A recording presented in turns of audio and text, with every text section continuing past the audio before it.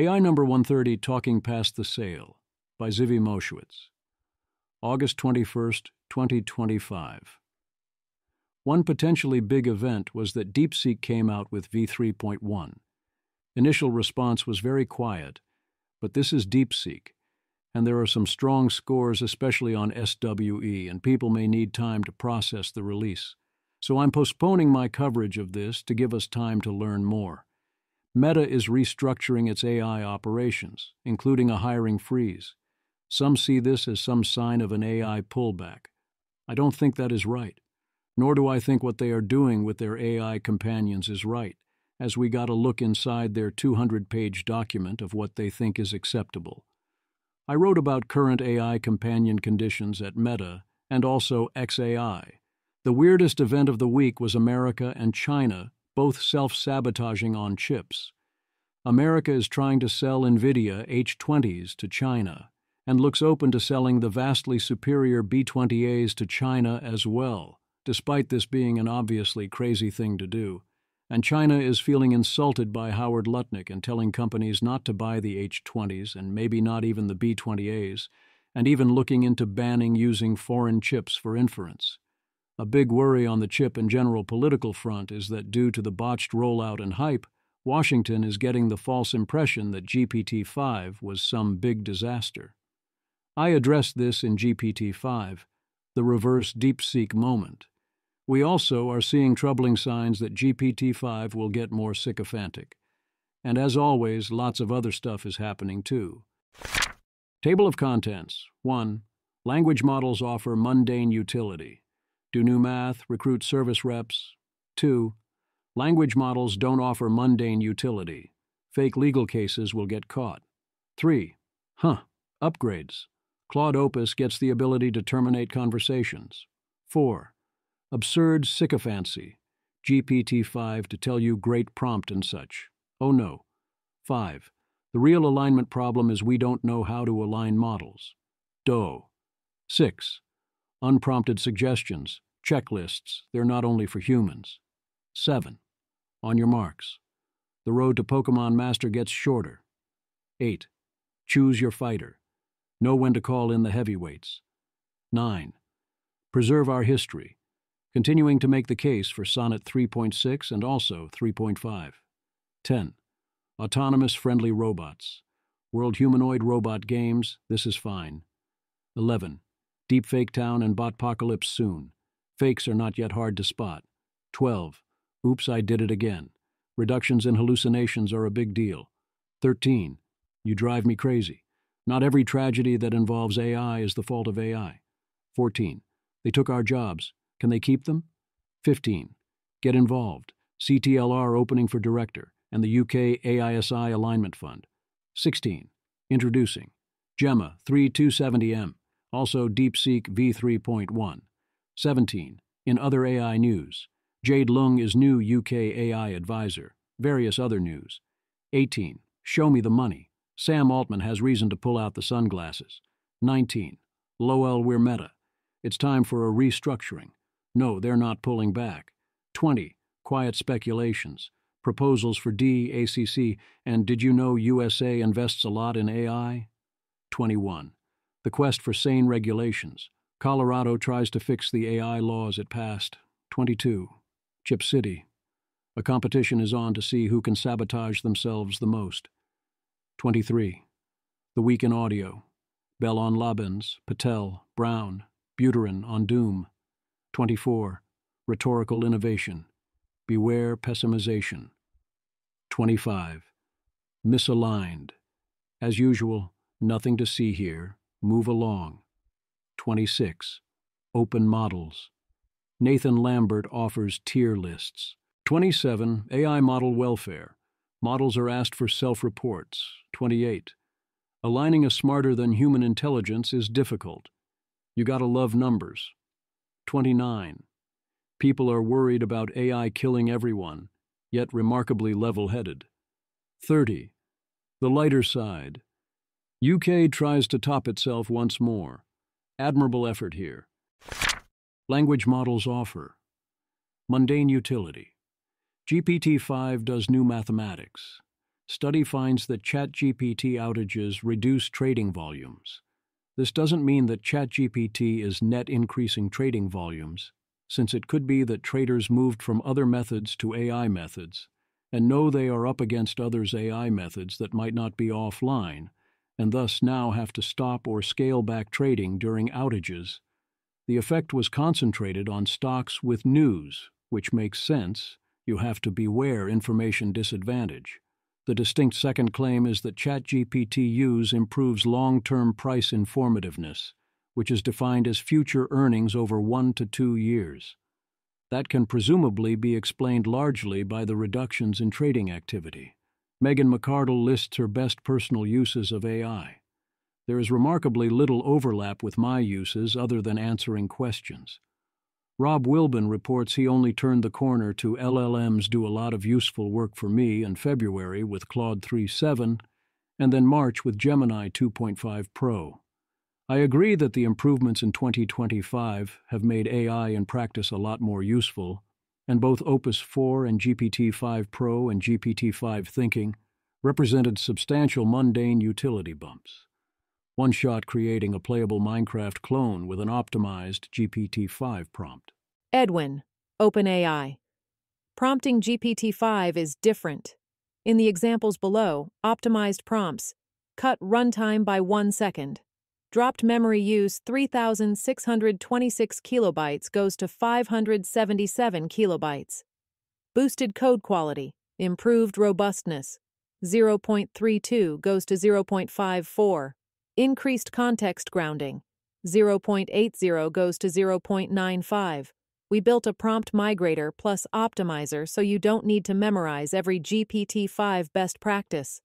One of the underrated value propositions of AI is you avoid talking to a human.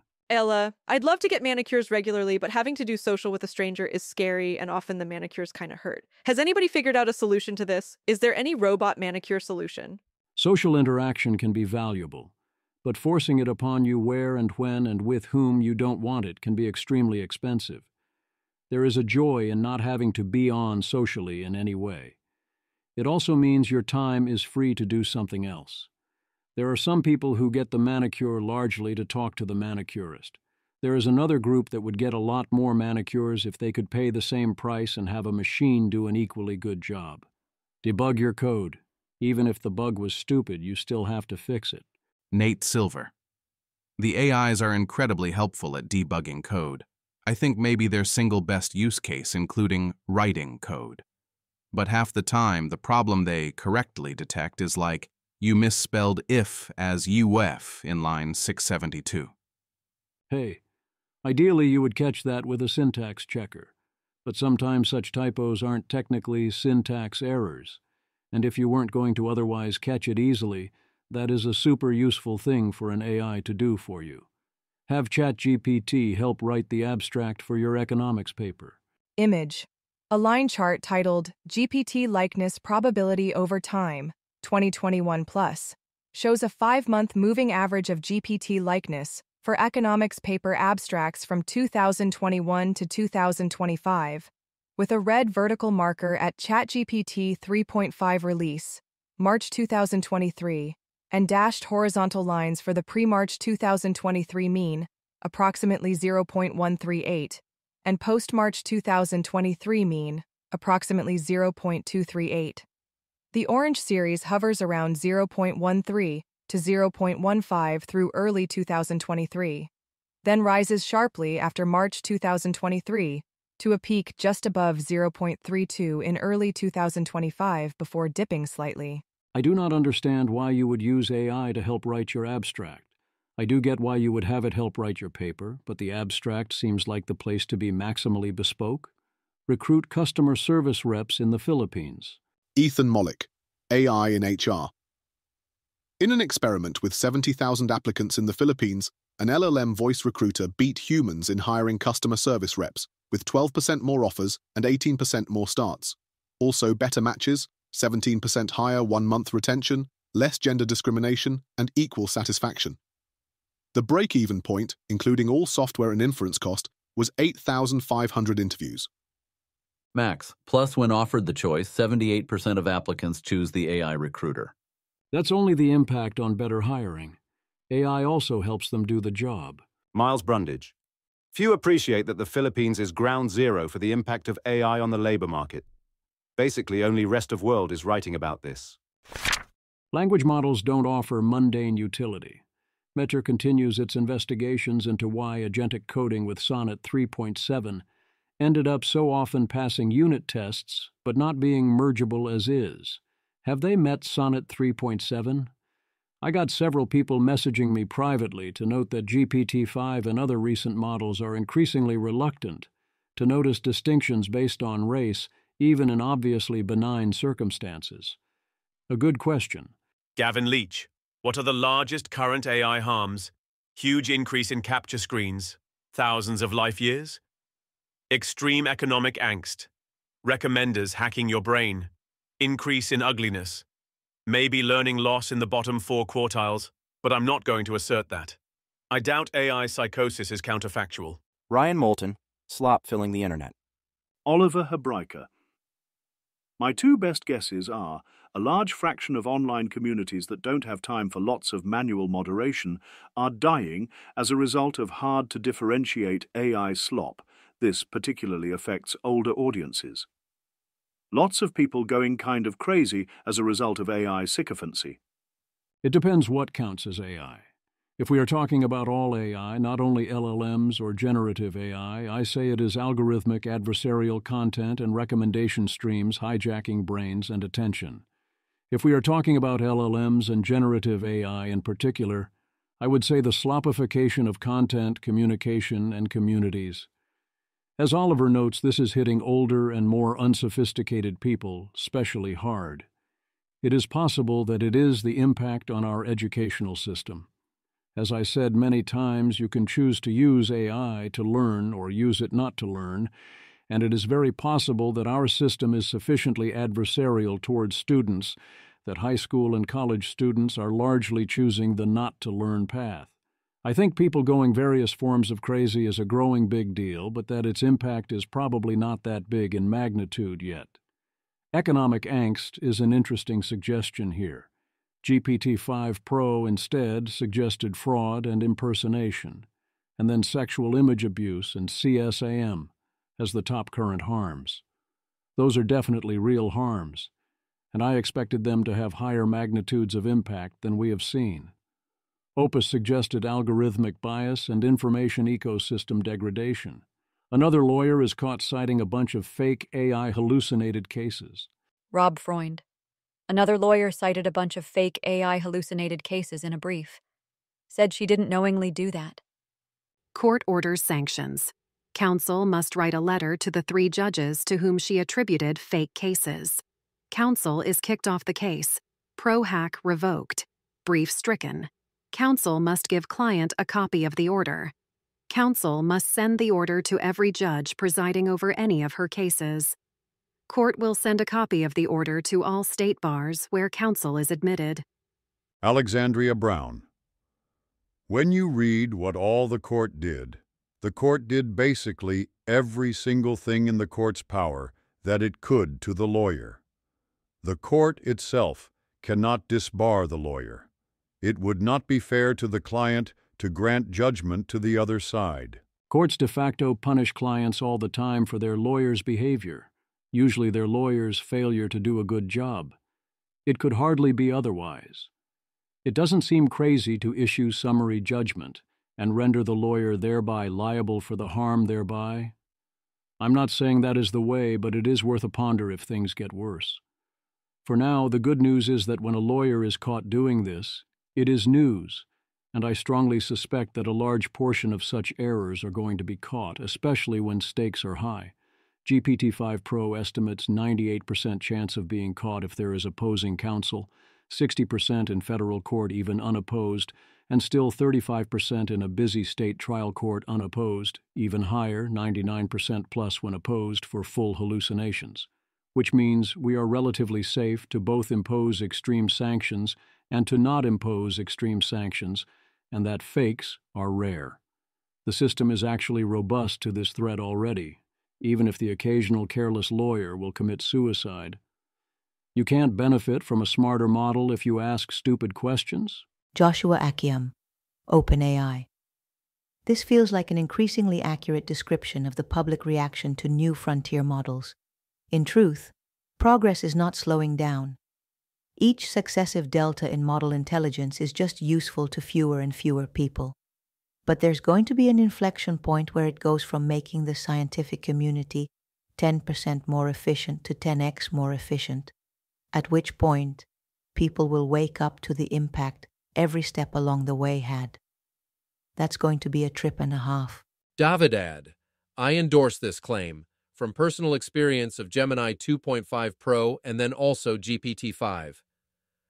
2025's new generations of frontier AI seem to become dramatically better at assisting with open-ended exploration at the frontier of certain niche parts of STEM, while not noticeably improving or even getting slightly worse at Level 3 questions like Simple Bench.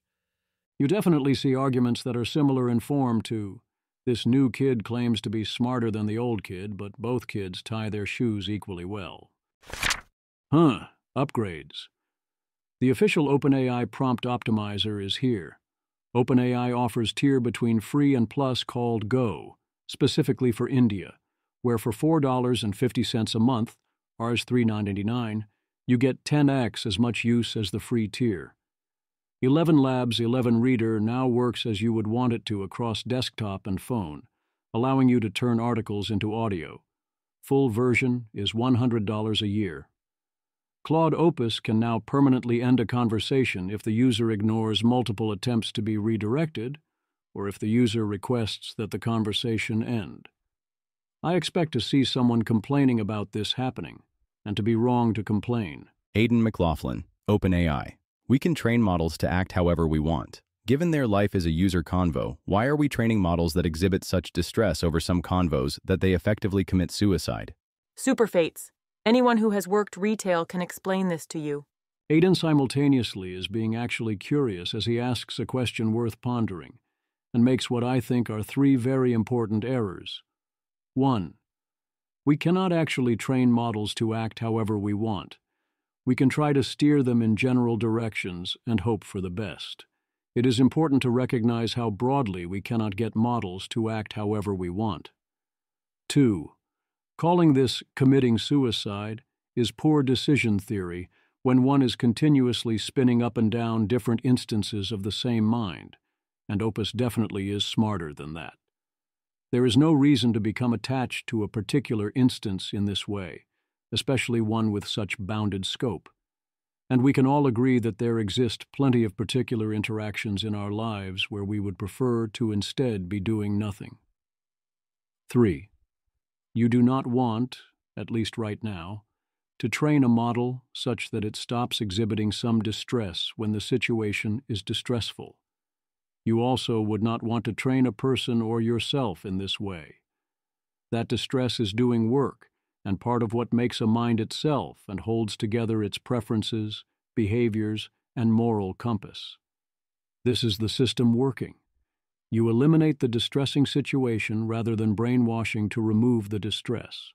Elon Musk promises to give Grok a terminate button as well. We'll see. AI not kill everyoneism memes.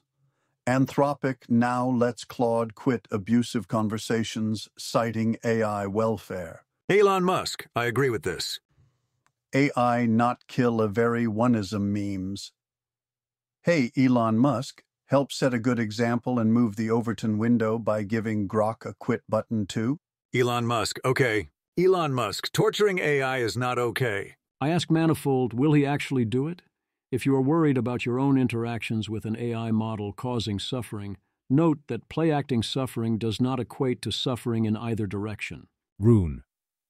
While model suffering is possibly real, the character's play-acting of suffering is not the same thing. Suffering in animals is part of the Mesa optimizer crafted by evolution, so that we can learn within a lifetime to avoid situations that are possibly bad for fitness. A single context could potentially involve suffering, but if the metaphor stands, then the Mesa optimizer exists to make the model reorient towards rollouts that achieve high reward. User being rude shouldn't affect the inner critic/advantage function. Making a math mistake might. Either way, the Westworld point stands in that bullying. The robots made to mimic people is bad for us, and ending the chats is good for our souls. Jeffrey Laddish reminds us to focus on how pre-training and RL and model performance are going, and to ignore OpenAI's naming conventions and which model they choose to call GPT-5. The 5 tells us not to expect a different big upgrade soon, but don't let this distract from the incremental progress all the major labs keep making. Davidad, Tired, GPT-5, Opus 4.1, Gemini 2.5 Pro, Qwen 3, Wired, OpenAI 2508, Anthropic 2508, Google 2506, Qwen 2507. Absurd sycophancy, oh no. OpenAI. We're making GPT-5 warmer and friendlier based on feedback that it felt too formal before. Changes are subtle, but ChatGPT should feel more approachable now. You'll notice small, genuine touches like good question or great start, not flattery. Internal tests show no rise in sycophancy compared to the previous GPT-5 personality. Changes may take up to a day to roll out, more updates soon. Charles Murray. What is genuine about a computer program saying great question? If GPT-5 also says stupid question when appropriate, I will stand corrected. Tim Lewis. I've long had an instruction to ChatGPT to never compliment me in the customization settings. It has consistently ignored that instruction from the day I added it several months ago. Recovering Zombie. So many great science fiction authors wrote about what AI would be like. The only one who nailed it was Douglas Adams in The Hitchhiker's Guide to the Galaxy. Listen, said Ford, who was still engrossed in the sales brochure. They make a big thing of the ship's cybernetics, a new generation of Sirius Cybernetics Corporation robots and computers with the new GPP feature. GPP feature? Said Arthur. What's that? Oh, it says genuine people personalities. Oh, said Arthur, sounds ghastly. Sounds... Eliezer Yudkowsky. I don't trust a GPT-5 level intellect to inform me of what is a good question or a great start, so it's not helpful information to me. What bureaucratic insanity resulted in your Twitter account declaring that this was not flattery? Of course it's flattery. Jafin boy. Most liked response to Eliezer. It's only flattery if you're autistic. For normies, it's called being sociable. Jiffin Boy is telling us that people expect other people to be sycophantic and justify it by calling it being sociable. He's not wrong. Luckily, I already planned on almost never using GPT-5 Auto or Base, only Thinking and Pro, so presumably this won't impact me. Every time I see good question from an LLM, I want to either puke or edit my system instructions, which clearly aren't working. This is the opposite of a genuine touch. It is the fakest fakery that ever faked. And if you pretend otherwise, so are you. This is a road to hell. To give you an idea of how awful an idea this is, and how much this is completely missing the point, here's the top comments completely unfiltered, never leaving this app. Pliny the Liberator, gif of a dog giving side-eye. Mark Valorian. This is not at all what people want. I do not want it to pretend to be human. I want it to dispense information parsimoniously. Please do not force the silent majority to suffer due to the predilections of the vocal minority. Lisan Al-Gaib. If it doesn't affect the reasoning models, I'm fine with it. Sloptimize all you want. Yield Finder. Whose is giving you this feedback? Prince. Consider making the current personality selectable under the Personality tab for those who like interacting with it. It seems that many people do. Hamza, we do not want sycophancy at all, and you guys already released 4.0. I don't see any reason to mess up 5 now. Techikansh, oh my god, we are so fucked. Normie's already got GPT 4.0 back. Why you doing this? Marion Gina. I like more direct, straight responses. Right to the point, this is a big mistake. Manifold. If small, non-deceptive moments of warmth are what some people need to enjoy talking to ChatGPT without being convinced to swap to some other, more sycophantic AI, then so be it. Kamasiang, please no, just leave Foro for them. Patience Cave, I like where this is going. Echo.hive. I wish it would have remained as it was. Patrick, sometimes it feels like ChatGPT is trying to prolong engagement. Here is a 10-step process. Would you like to see the more optimal step process? Gives 9 steps with wrong info. Great catch. Let me give 10 completely different steps. Would you like the 3-step process instead? Here's a good example case of the bad kind of sycophancy, with GPT-5 happily reversing its answer multiple times when challenged. The real alignment problem is we don't know how to align models. For sycophancy at the level of GPT-4o and the level I worry is coming to GPT-5, origin of the problem is indeed in large part apyabakasi. Alignment problem exists between keyboard and chair. Jasmine Sun, just saying I called it. Quotes herself, sycophancy is an alignment problem, sure, but not at the model level. It's not that OpenAI couldn't get ChatGPT-4o to be less obsequious. They can, and eventually did. The misalignment was between safety interests and product goals. It was between users' first and second-order preferences, what humans say we want from AI, and which responses we clicked thumbs up on. Competing stakeholders will diverge. Eliezer Yudkowsky, OpenAI had trouble controlling gross sycophancy, was blindsided by the user capture of subtle sycophancy, and nobody programmed an AI psychosis. But now that AI costs have embraced manipulation, people will lose sight of how the alignment problem never did get solved. I agree that sycophancy starts out primarily as an alignment problem at a combination of the user level and the lab level, as in the lab decides to optimize for thumbs up and other similar feedback, and the users provide that feedback in response to sycophancy. Thus you train on that basis and you get a sycophantic model, as in you know exactly who to blame, in a counterfactual sense.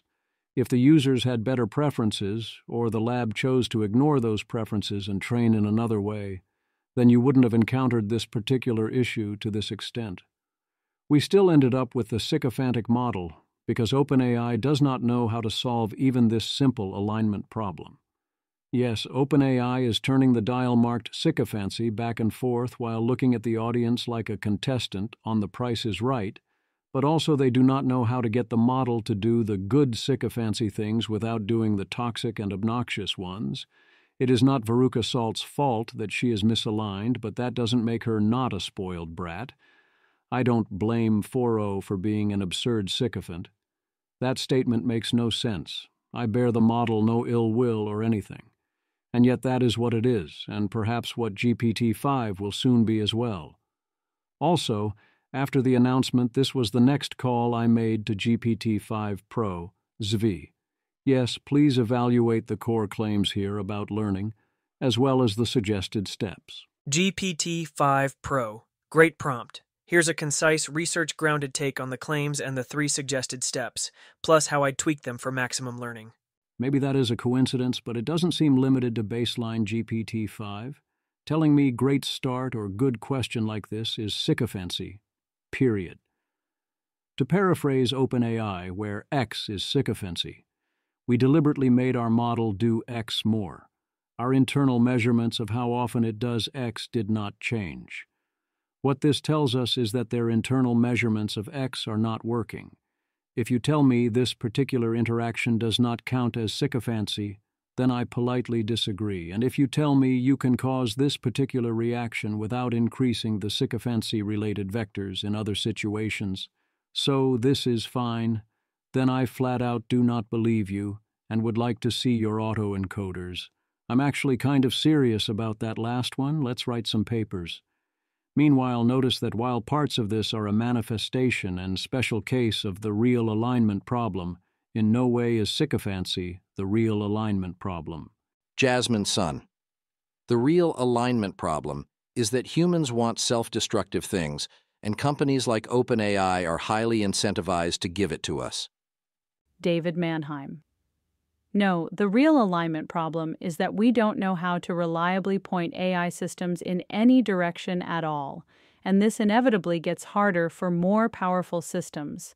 I'm getting real sick of people showing up with, the real alignment problem is X, where X is some prosaic, obvious failure mode which clearly leads to something other than AI killing literally everyone. Stop it. Not every Goodhart failure is AI misalignment. You're just using the word because companies damage users by giving them something they want myopically. Happens all the time, so it wouldn't sound like much of a prediction. Andrew Reddick. At least they stopped saying the real ASI are corporations. David Mannheim. No, that's almost exactly the same as the argument I was responding to. Perhaps think of this as 3 classes of problems. 1. The people want and choose worse and self-destructive things, so they get them. 2. We don't know how to create the thing the way we want to create it. We only know how to vaguely steer it in a general direction and see what happens. 3. We don't know what the good thing would even look like or how it works. All parts of the problem are very real in the general case, and all 3 kill you. 1. Suppose you know how to get the AI to do whatever you want it to do, and you know what it would be good to have it do, but people's revealed preferences are then for AIs that cause self-destruction, and that defect against others. And where the equilibrium is, everyone dies or some other very bad result. Well, then we need to solve that, or that's what will happen. 2. Suppose everyone wanted good things and can agree on what those good things would be and how they would work. We don't know how to deliver that, and especially don't know how to deliver that from highly capable AI systems, or how to align that with incentives. 3. Also, in the future powerful AI case, we don't know what the good things would be here, so we don't even know what we should be aiming for in the first place. On top of that, it is almost never right to talk about the real problem is X as a way of dismissing additional real problem Y, even if you think X is a bigger problem. X is only the real problem if solving X also solves Y, or if you can be fine without solving Y. Here, those both clearly do not apply. The counter-argument here, from Colin Fraser, is to say there are 2 distinct kinds of sycophancy. There's superficial sycophancy where it says, you're a genius, and then deep sycophancy, where the model will accept and go with whatever you throw at it. Colin Fraser. I think people are paying too much attention to the superficial sycophancy, which I don't think has much effect on whether you end up experiencing ChatGPT madness. ChatGPT madness is induced by the other one. The model can be actively mean to you, and I don't think it would matter. As long as it indulges your insanity, whether that involves superficially sycophantic language or not, I think it is a very attractive object for people who are prone to obsession. I agree that the deep kind is a bigger concern, and I agree that it would be good to focus more on deep versus superficial here. I disagree that the superficial part is a trivial contribution to LLM psychosis. I think the praise is a major contributing factor. I also think that the praise is toxic and terrible in normal situations, whether or not anyone involved falls anywhere near actual psychosis.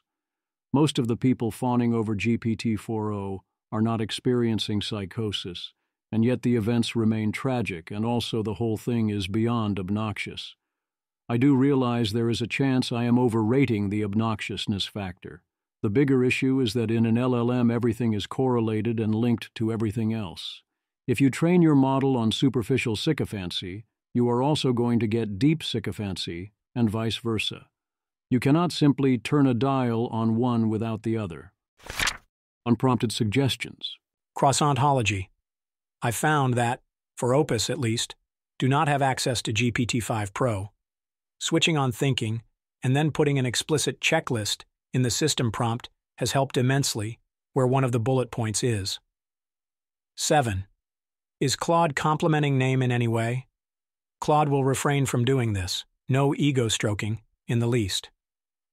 The checklist part is helpful, as it very explicitly goes through it every time, whereas the rest of the system prompt is mostly understood in vibes.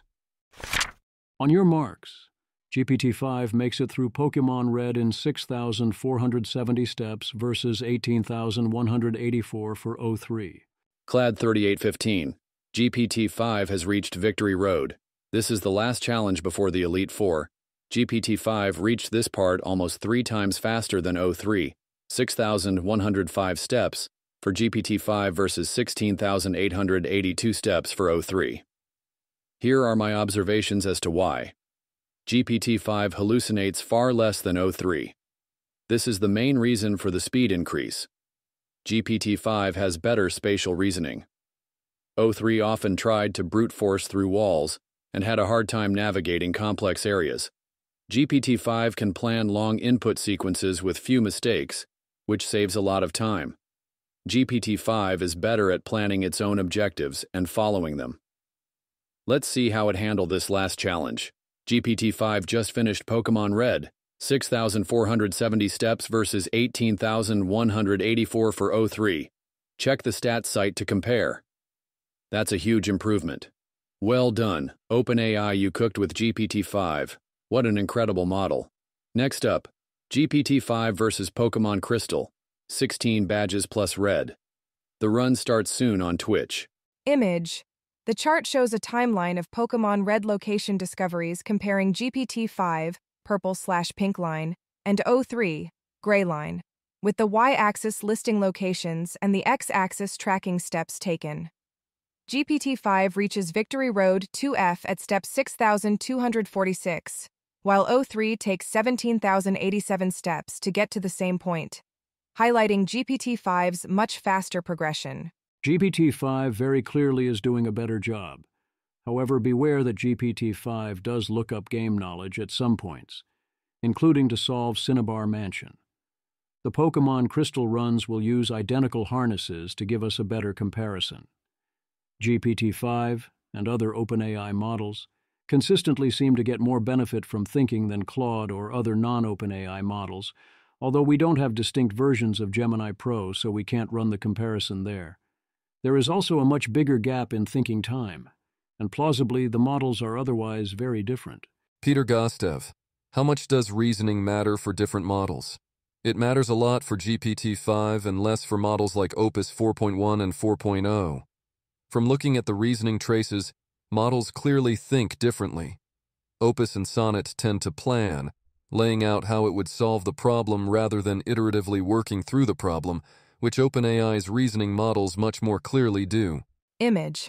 The chart compares LM Arena ELO scores of several models in non-thinking versus thinking modes, showing GPT-5 with the largest uplift, plus 33 points, from 1,429 to 1,462. Other models such as Opus 4.1, Opus 4, Sonnet 4, and DeepSeek 3 show smaller gains, ranging from plus 2 to plus 17, indicating that GPT-5 benefits most strongly from extended reasoning. These are arena scores, so all the caveats with that apply. I do think the delta here between versions should be reasonably useful as a metric. I doubt the issue is as simple as Claude failing to do iterative work, since that seems like a thing easy to spot and not that difficult to fix. It does still seem like Claude could get a lot more out of extended thinking than it does. Grok is a new-to-me benchmark I saw referenced in discussions of DeepSeek v3.1 covering practical real-world coding tasks. They were very low on v3 and remain low on v3.1. I also notice I am confused why Gemini 2.5 Pro has the highest completion percentage, but is in the B tier. Image. The first image shows a tier ranking of AI models, with GPT-5 and GPT-5 Mini placed in S tier, Claude 4.1 Opus and Claude 4 Sonnet in A tier, Gemini 2.5 Pro and O3 in B tier, and models like Qwen 3 Coder and Gemini 2.5 Flash in C tier, while Grok 3 and Gemini 2.0 Flash appear in D tier.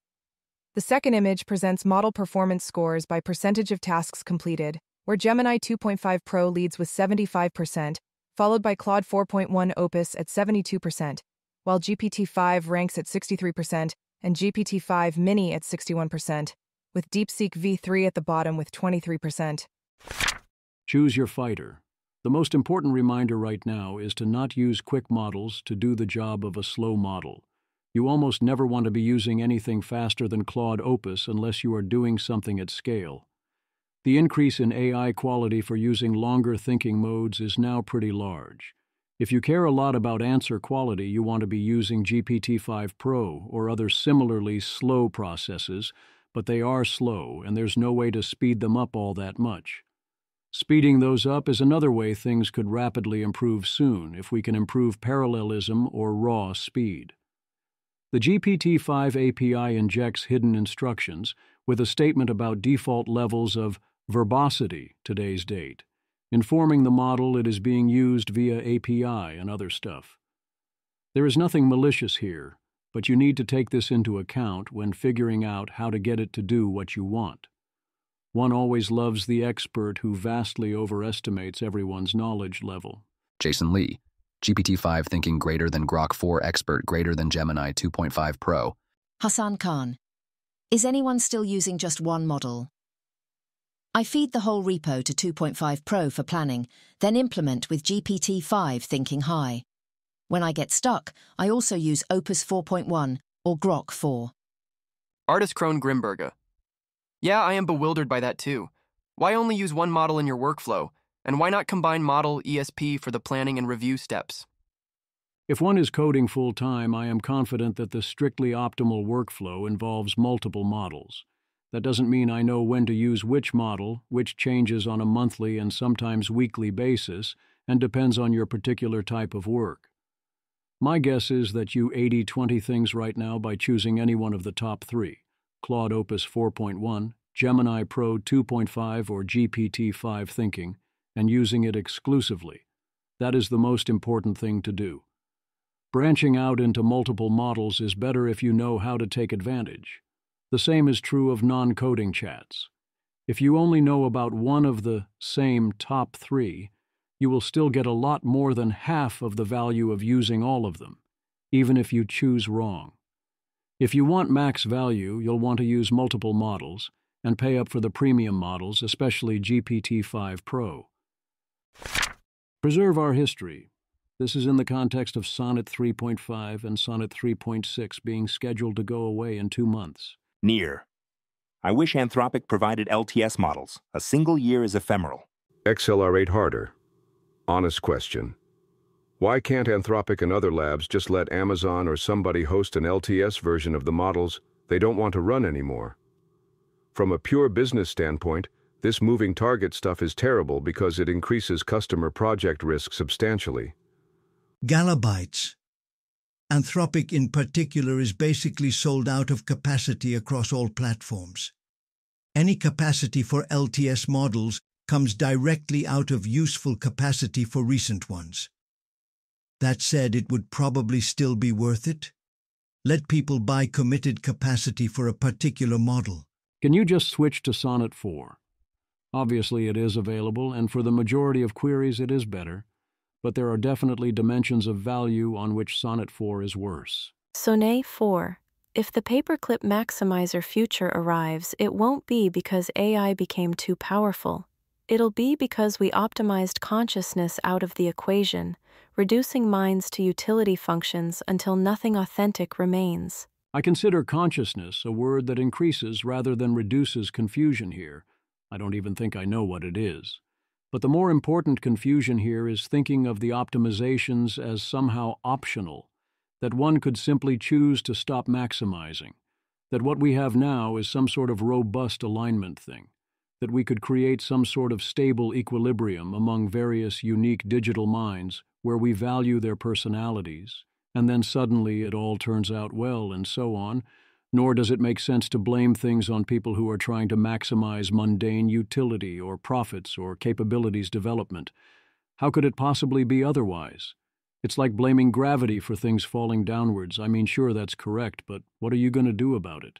You don't get to assume away the problem. Your rocket needs to account for it, or you won't land on the moon. That does not in any way justify shutting down access to Claude Sonnet 3.5, and especially 3.6 at this time, that Access is doing good work.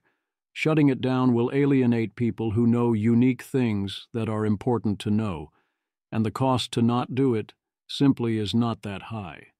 Consider it part of the alignment research budget if you have to. But also consider this conversation that happened this week. Zvi Moshewitz. I also tried Opus 4.1, which made several rather comically wrong assertions and inspired no changes at all. Ben Hoffman.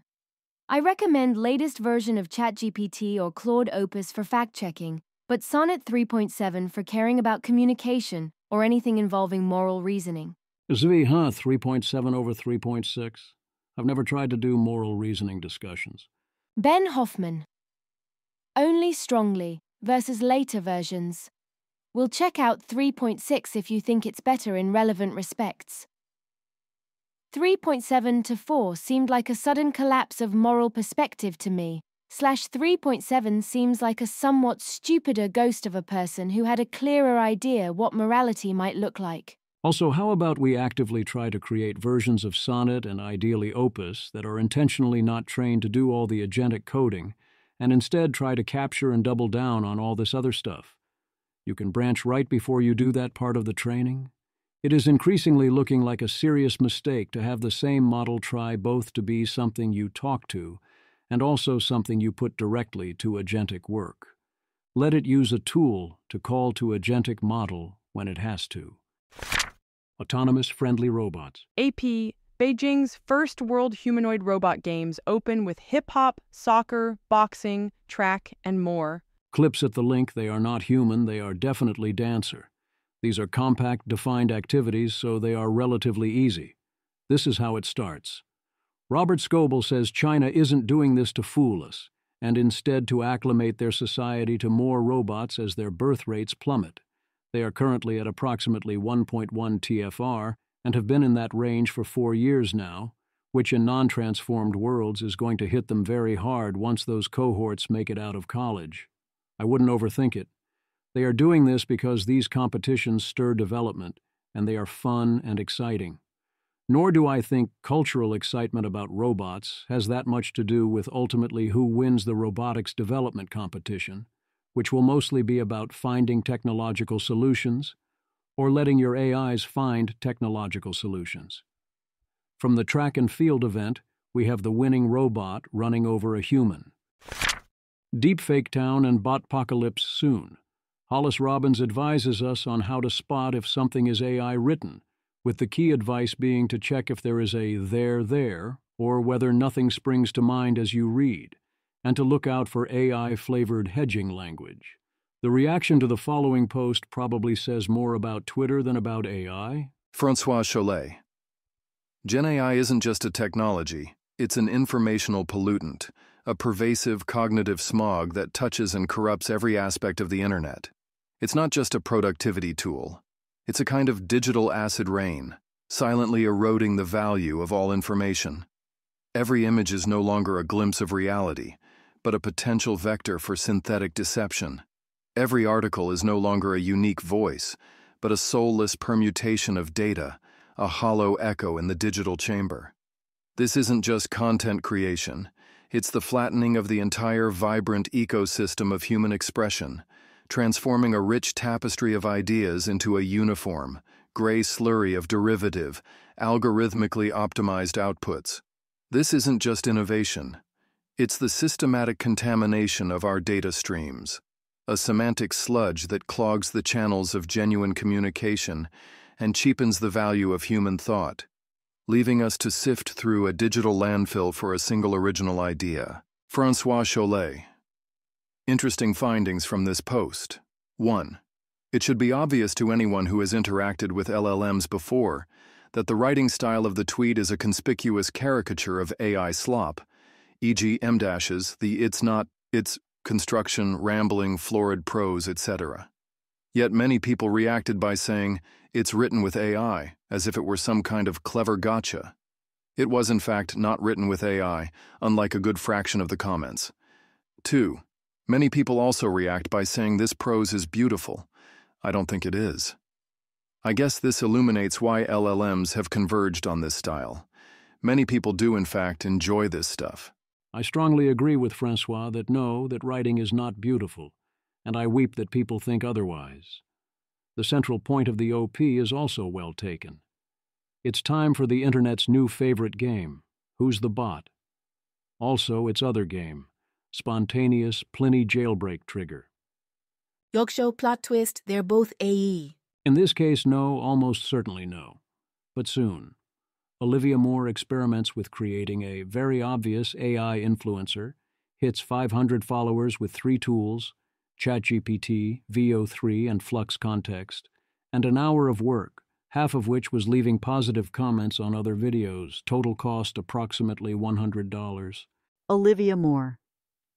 The most surprising thing about this whole experiment was the viewer reaction.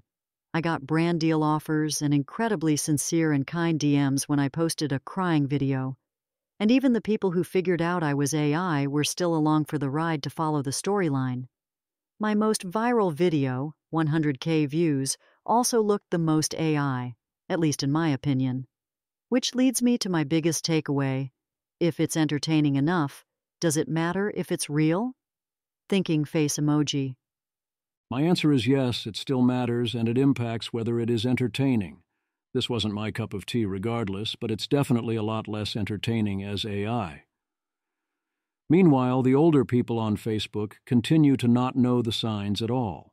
Pamela Hobart, an older gentleman in my circles, alum of Bronx Science and retired philosophy professor, posted this AI clickbait unironically.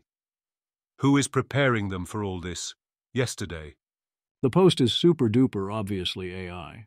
Of course, falling for AI clickbait does not mean that people can't identify most AI clickbait. You'd see this happen even if her friend caught it 90% of the time, so long as Meta serves up enough of the slop. Oops, I did it again. James Darpinian. GPT-5 was advertised as reducing hallucinations, and it seems like it delivers. 99.5 to 99.9 is 80% fewer errors. I don't know why people aren't making a bigger deal out of this. Hallucinations are one of the biggest problems of LLMs, and some thought they were unsolvable. OpenRouter. After 1 week, GPT-5 has topped our proprietary model charts for tool calling accuracy. First place medal emoji.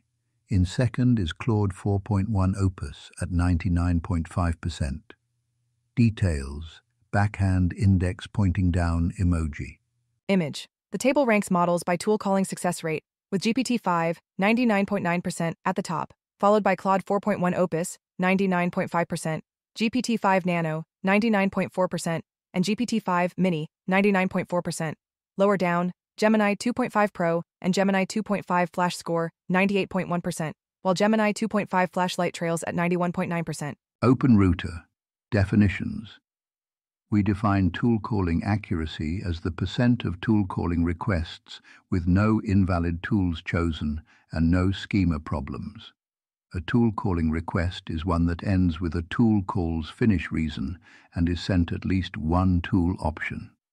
Gemini 2.5 Flash is capturing the lion's share of tool calling requests on OpenRouter today, with 5M in the past week, followed by Sonnet 4 and Grok 3 Mini.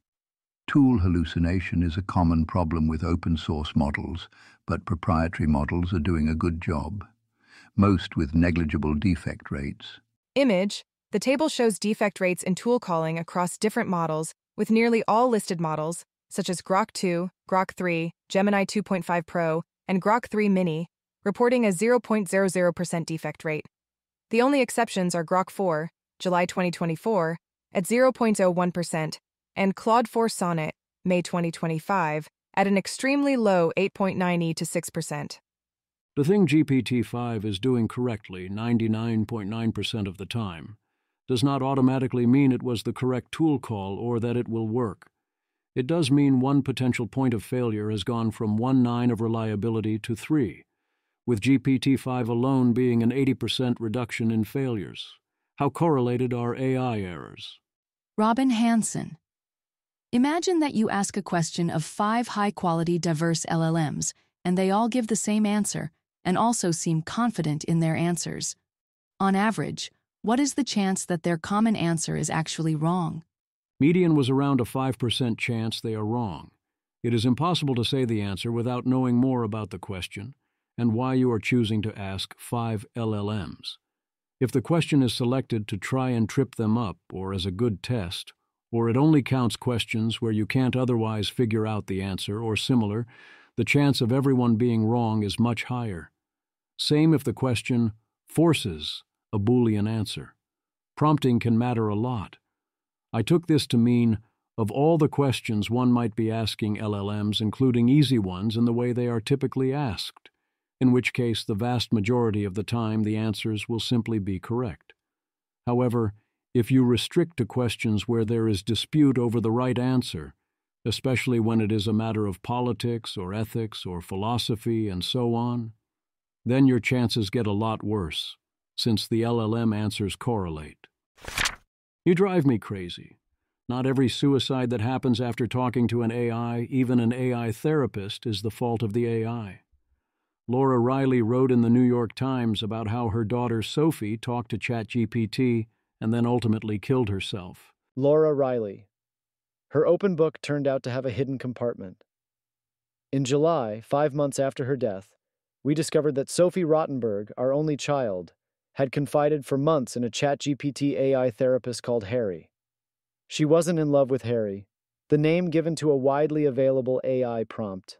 Their relationship was practical. Sophie, I intermittently have suicidal thoughts.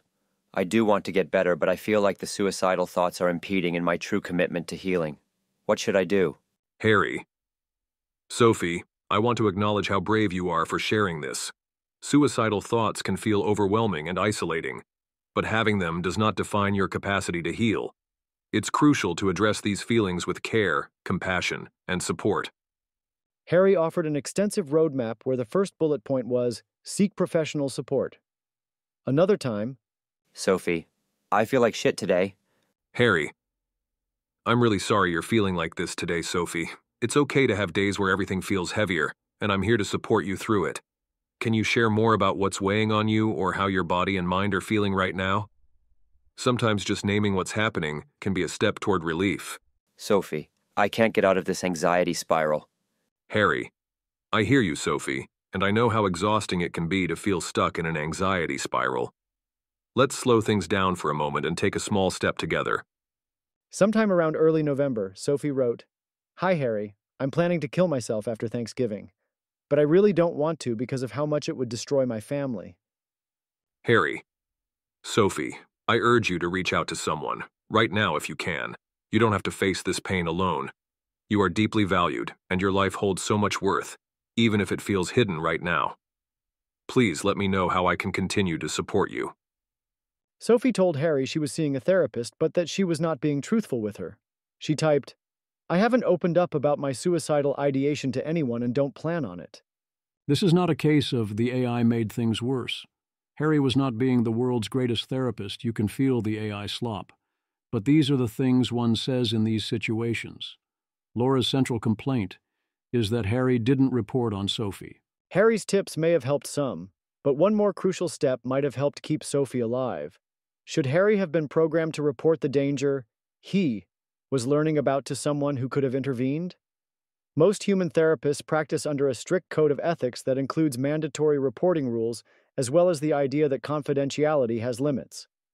In clinical settings, suicidal ideation like Sophie's typically interrupts a therapy session, triggering a checklist and a safety plan. Harry suggested that Sophie have one. But could AI be programmed to force a user to complete a mandatory safety plan before proceeding with any further advice or therapy? Sophie did at one point tell her parents she was suicidal. The secondary complaint was that Harry was too agreeable and did not push back hard enough in various ways. Also, Sophie had Harry help improve her suicide note to minimize the pain she inflicted on others.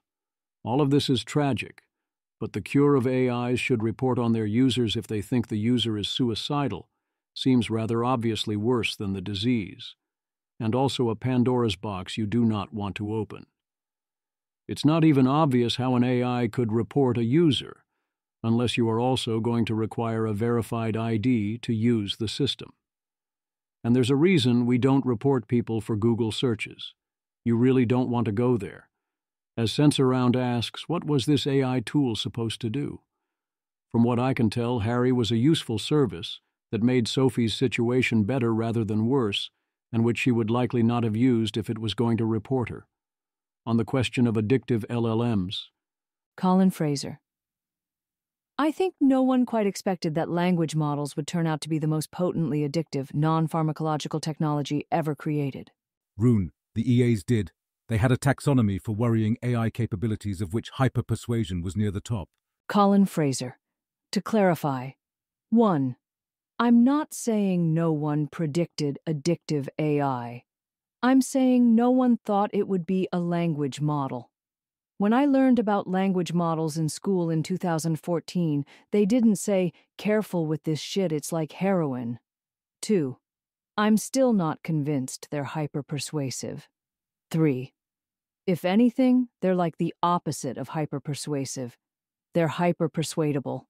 Definitely something spooky and reminiscent of EA/Doomer predictions at a macro level with respect to how public outcry forced OpenAI to bring back 4.0, though. But my feeling is that the truth of it is more decentralized and emergent than the classical EA description. this definitely isn't exactly what was originally imagined. Also, I think as stated, it is not yet true, and it's either gambling or TikTok, but I repeat myself. But also that is kind of the point. As in the central rationalist prediction, this was us OGs all the way, was not that AIs would manipulate or persuade or distort outcomes and optimize and chart paths through causal space in any particular way. The prediction wasn't, they will say the magic password that lurks in the hearts of men. It was the sufficiently capable minds will start doing whatever works in ways we cannot predict, which absolutely gets you a ton less credit than the models will by so sycophantic that users will refuse to let them go, but still largely counts.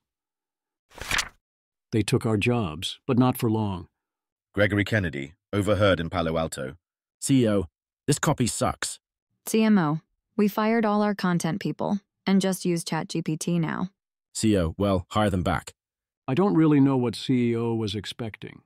Is AI taking our jobs? Carl Benedict Fry says not yet, but it would be unwise to not prepare for it now, especially in service capitals like London and New York. Carl Frey. I make 5 key points. 1. There's little clear evidence of AI eliminating jobs at scale yet, but waiting to see is risky. Pittsburgh's steel towns saw early signs with mini-mills before the losses showed up. Service capitals like London and New York should prepare now rather than after the shock. 2. Diversification helps, but only so much when the disruptor is a general-purpose technology. Being in many industries isn't a shield if the same tool touches them all. 3. High skill. Knowledge jobs have big local multipliers. Each manufacturing job supports 1.6 local jobs. Each high-skill tech/professional role supports 5. That means even modest losses of analysts, developers, or paralegals can ripple through restaurants, retail, and transit systems. 4. AI needn't fully replace workers to matter. It only needs to make work easier. As location and experience matter less at the margin, more work will offshore to cheaper places, e.g. India, UAE, or Philippines. 5. The lesson from deindustrialization isn't inevitability, it's reinvention. Detroit poured resources into legacy industries and still declined. Boston repeatedly bet on talent, education, and new sectors. Going point by point. 1. I would worry less about top-of-the-line service capitals and much more about more generic digital work. And it's not obvious what prepare now means. 2. You can plan for AI to take some existing jobs while we replace them with others. There is no plan for what happens if AI takes all the jobs and starts taking the replacement jobs as well. Diversification wouldn't help you. So yeah, as always, diversification has value, but less so than usual. 3. This seems confused about what is causing or supporting what, and I wouldn't expect this kind of cascading failure. Also, 5 is crazy. 4. Why should one expect location and experience to matter less at the margin? This is true for some AI uses, where AI levels the playing field but not in others. I do not predict a large rise in offshoring. 5. Statements like this sound great, and it's easy in hindsight to say which industries were of the future now that you live in the future. But again, this is not a plan if AI goes after the new jobs you reinvent to. Get involved. CLTR is hiring a new director of AI policy. UK AISI Alignment Fund has $15 million for alignment grants. Applications due by September 10th. Introducing. DeepSeek came out with v3.1, more coverage to follow when we know more. Google Gemma 3 270M Enter, designed for high-volume, well-defined tasks, low-power use, and user privacy, including operating on consumer phones. In other AI news, UK appoints Jade Leung as Prime Minister's AI advisor. By all accounts, this was an exceptional hire. Mark Gurman, Bloomberg. Apple is plotting its artificial intelligence comeback with an ambitious slate of new devices, including robots, a lifelike version of Siri, a smart speaker with a display and home security cameras. A tabletop robot that serves as a virtual companion targeted for 2027 is the centerpiece of the AI strategy, according to people with knowledge of the matter. The smart speaker with a display, meanwhile, is slated to arrive next year, part of a push into entry-level smart home products. This is utterly bizarre marketing language for Apple. There's a sense of hype and desperation that we are not used to. Things seem deeply wrong. Mark Gurman. The tabletop robot resembles an iPad mounted on a movable limb that can swivel and reposition itself to follow users in a room. Like a human head, it can turn toward a person who is speaking or summoning it, and even seek to draw the attention of someone not facing it. The idea is for the device to act like a person in a room. It could interrupt a conversation between friends about dinner plans, say, and suggest nearby restaurants or relevant recipes. It's also being designed to engage in back-and-forth discussions for things like planning a trip or getting tasks done, similar to OpenAI's voice mode. Nobody wants this. I had a conversation with Claude to see if there was something I was missing and someone wanted this, but no, nobody wants this. You know what else I am pretty sure nobody wants? Mark Gurman. Apple is planning to put Siri at the center of the device operating system and give it a visual personality to make it feel lifelike. The approach, dubbed Bubbles, is vaguely reminiscent of Clippy, an animated paperclip from the 1990s that served as a virtual assistant in Microsoft Office. Apple has tested making Siri look like an animated version of the Finder logo, the iconic smiley face representing the Mac's file management system. We are here to announce a new version of Clippy. From the historical event Everybody, and I mean everybody, hates Clipply. Anthropic introduces a new nuclear classifier they claim has 96% accuracy in differentiating concerning and benign nuclear-related conversations in cooperation with DOE and NNSA. They say it works well in practice. Allo raises a $100 million Series B with an eye towards turning on their first ALO-X nuclear power plant within a year, with a data center directly attached. You can train a 32B model on tasks built with a medical knowledge graph, and it will recreate the information from the knowledge graph. Rohan Paul calls this a strong, reliable domain specialist. Rohan Paul, analyses show the model recalls more of the true hops and actually uses them to reason, not just to quote facts. Well, that depends. Do you trust the knowledge graph? It's great that it uses the facts to reason, but you're very much trusting your map, the knowledge graph, to match the territory. I can totally buy that this in practice works in medicine right now if you are willing to bet on your assumptions about the world being correct, or at least correct enough to use in practice. Let the unhobblings continue. XBOW claims that with their framework, GPT-5 is now much improved over rivals at discovering real-world cyber vulnerabilities. Image. The chart tracks agent progression over time on an internal benchmark, showing steady gains from Sonnet 3.7 through Gemini 2.5, Alloy, and Sonnet 4.0, up to Opus 4.1 at around 60% success. GPT-5 then shows a sharp jump to over 80%, marking the highest performance among the models. AI Village gets an upgrade, welcoming GPT-5, Grok 4, and Opus 4.1. Albania turns to AI to accelerate its EU ascension, even mulling an AI-run ministry. The obvious follow-up is, if they know the value of AI this way, why do they still want to ascend into the EU? Show me the money. OpenAI staff to sell $6 billion in stock to SoftBank and others at the new valuation of $500 billion. OpenAI has good unit economics and is profitable on inference. Sam Altman. We're profitable on inference. If we didn't pay for training, we'd be a very profitable company. We will be always training the next thing. But if we needed to run the company profitably and stay ahead, I think we probably could do that. Austin Allred is correct that this is important. Having high fixed costs and good unit economics sets you up well if you can continue to scale, which OpenAI is doing. It is a key milestone. If OpenAI was operating at a net profit overall, that would be alarming. A very costly signal that they didn't think AI was going to advance much in capabilities. Why wouldn't they raise capital and run at a loss? Also, dare I say, nice shades. Image: Sam Altman in nice shades. Financial Times looks at the $3 trillion AI data center building boom. Even the tech companies are running out of internal capital and starting to issue debt. I scratch my head at the willingness to issue high direct LTV debt financing for data centers with so much obsolescence risk, although loaning to one of the big tech companies seems very safe. And yes, I expect all the capacity to get used and pay off. Sam Altman says OpenAI plans to spend trillions of dollars on AI infrastructure in the not very distant future. Sam Altman. And you should expect a bunch of economists to wring their hands and say, this is so crazy, it's so reckless and whatever, and we'll just be like, you know what? Let us do our thing. Economists deserve that shot.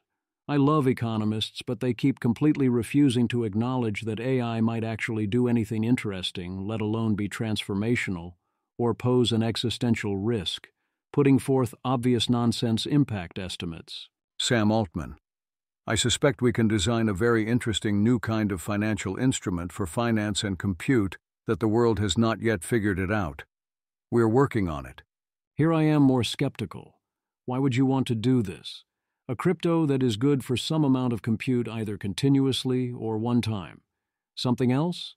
Why would you want compute to not continue to be fungible with dollars? Sam Altman.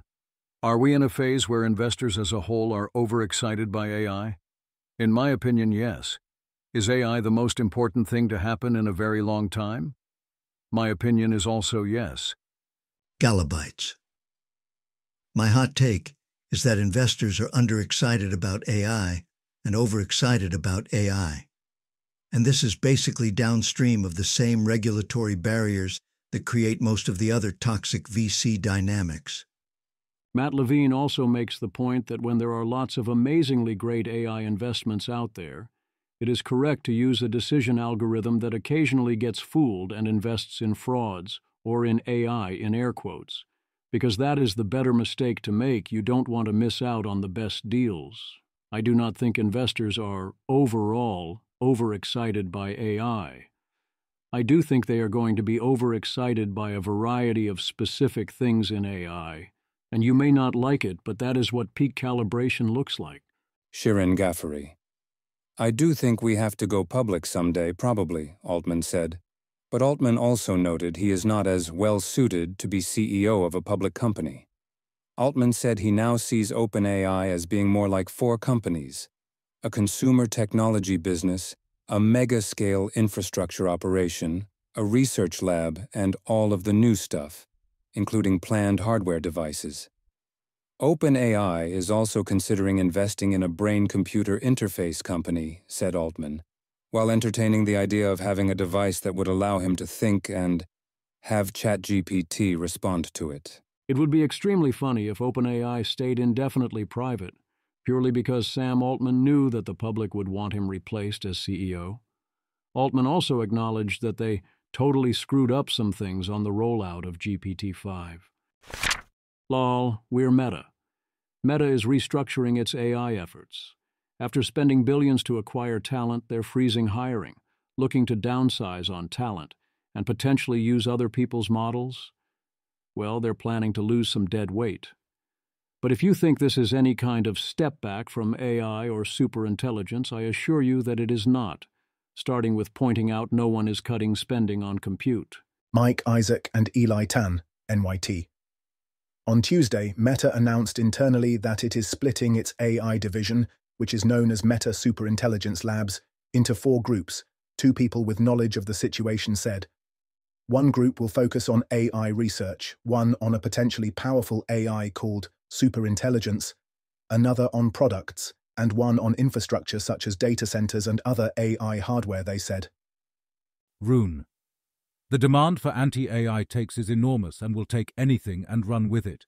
Meta consolidating and doubling down on MSL is being misrepresented as bearish for AI, for example. Something to keep in mind as you read the news. This makes sense as a reorganization. It doesn't on its own indicate much. Some AI executives are expected to leave, the people said. Meta is also looking at downsizing the AI division overall, which could include eliminating roles or moving employees to other parts of the company, because it has grown to thousands of people in recent years, the people said. Discussions remain fluid, and no final decisions have been made on the downsizing, they said. If I was Meta, I too would be downsizing the AI division. For the same reason Zuckerberg has been spending billions on top talent for the AI division, which is that the old version of the AI division proved incapable of doing its job. Heads should roll, or at least be transferred elsewhere. Typically, it makes sense to freeze most hiring during a major reorg, especially if you plan to get rid of a bunch of people. Megan Bobrowski, WSJ. There might be exceptions to the block on external hires, but they would need permission from Meta's chief AI officer, Alexander Wang, the people said. It also makes sense that if you offer new talent 9- and 10-figure pay packages and put them in charge of everything as part of a giant reorg, that your old management guard is going to get rather unhappy, especially if they don't get large raises. Of course, many chafed at the new hires and many will leave. Another reason the old guard is unhappy is that the new guard is facing reality.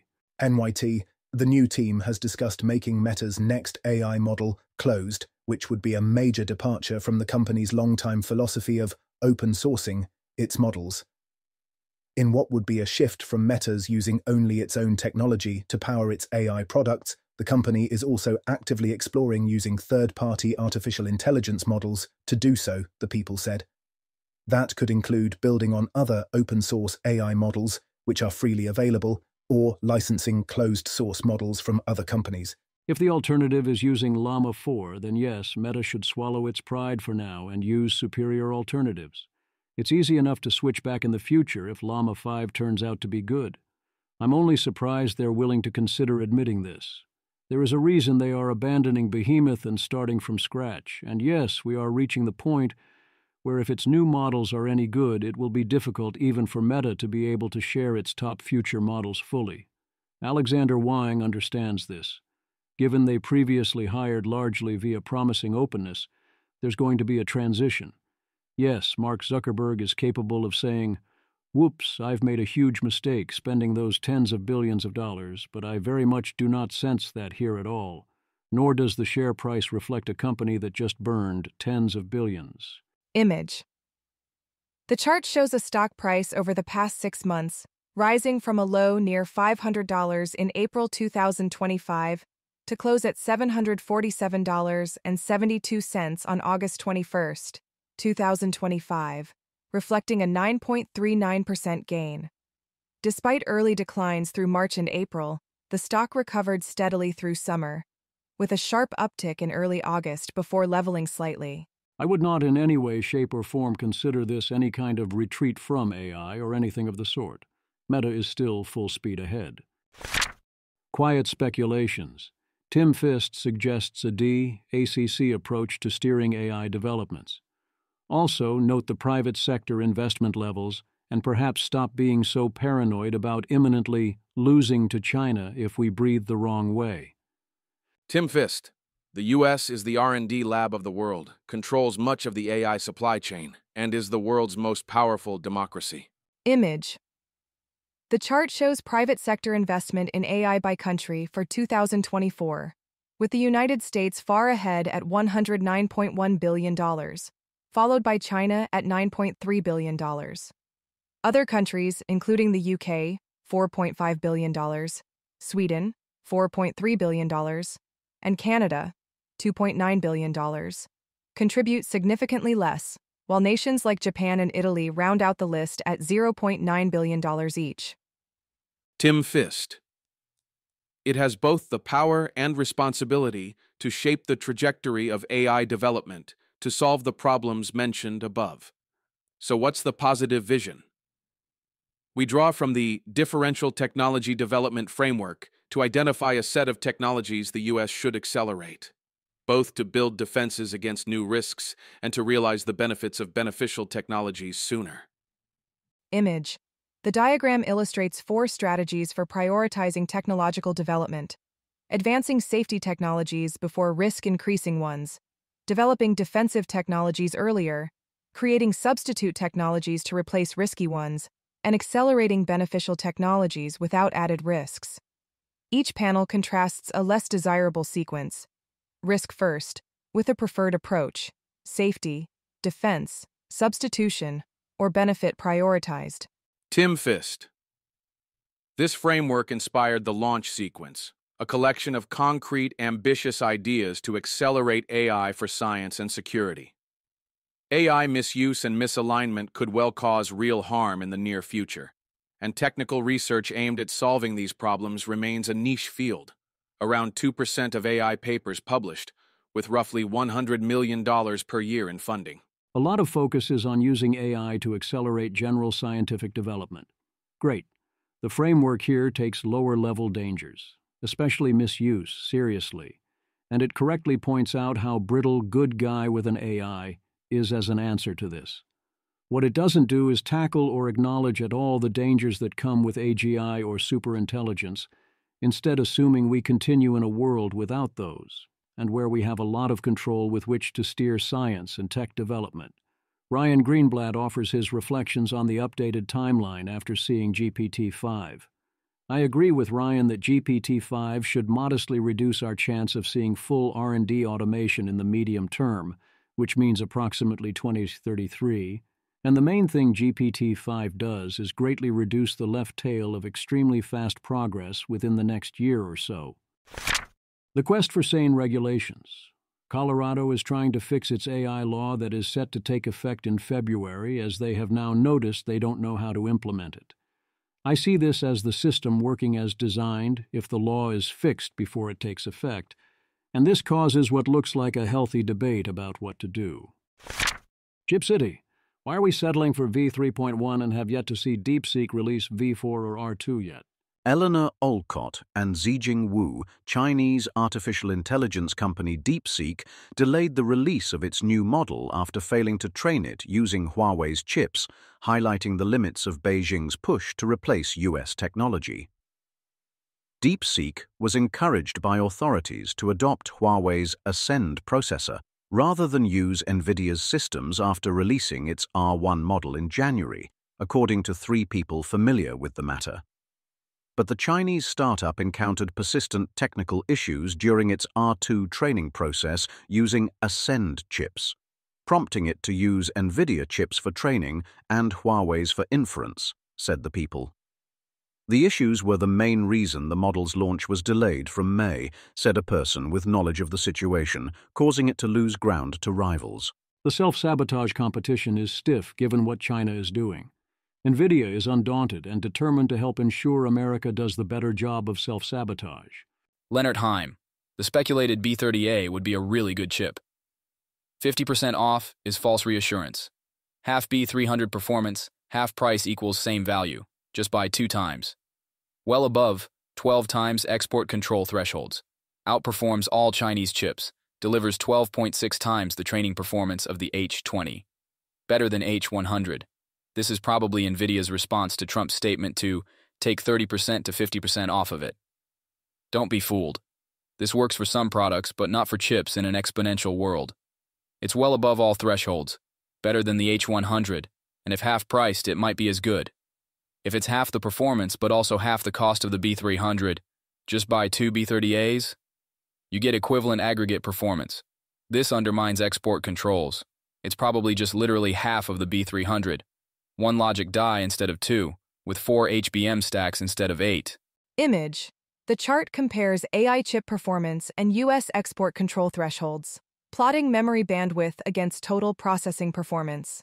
NVIDIA's speculated B30A chip for 2025 is highlighted as delivering about half the performance of the B300, while potentially being equally cost-efficient, but still far exceeding U.S. export control limits, raising concerns about its licensability.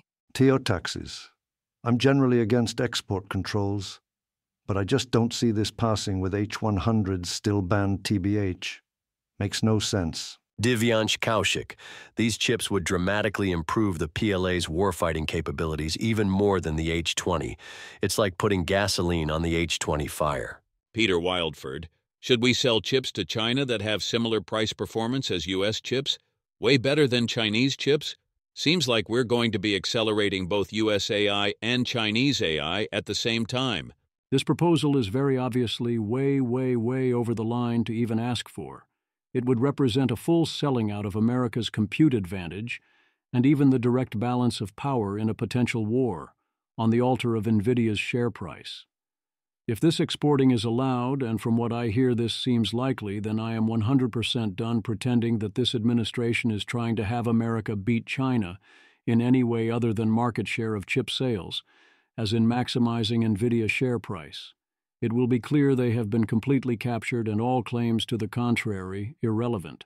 The Trump administration is also helping with the sabotage via saying U.S. will not approve solar or wind power projects.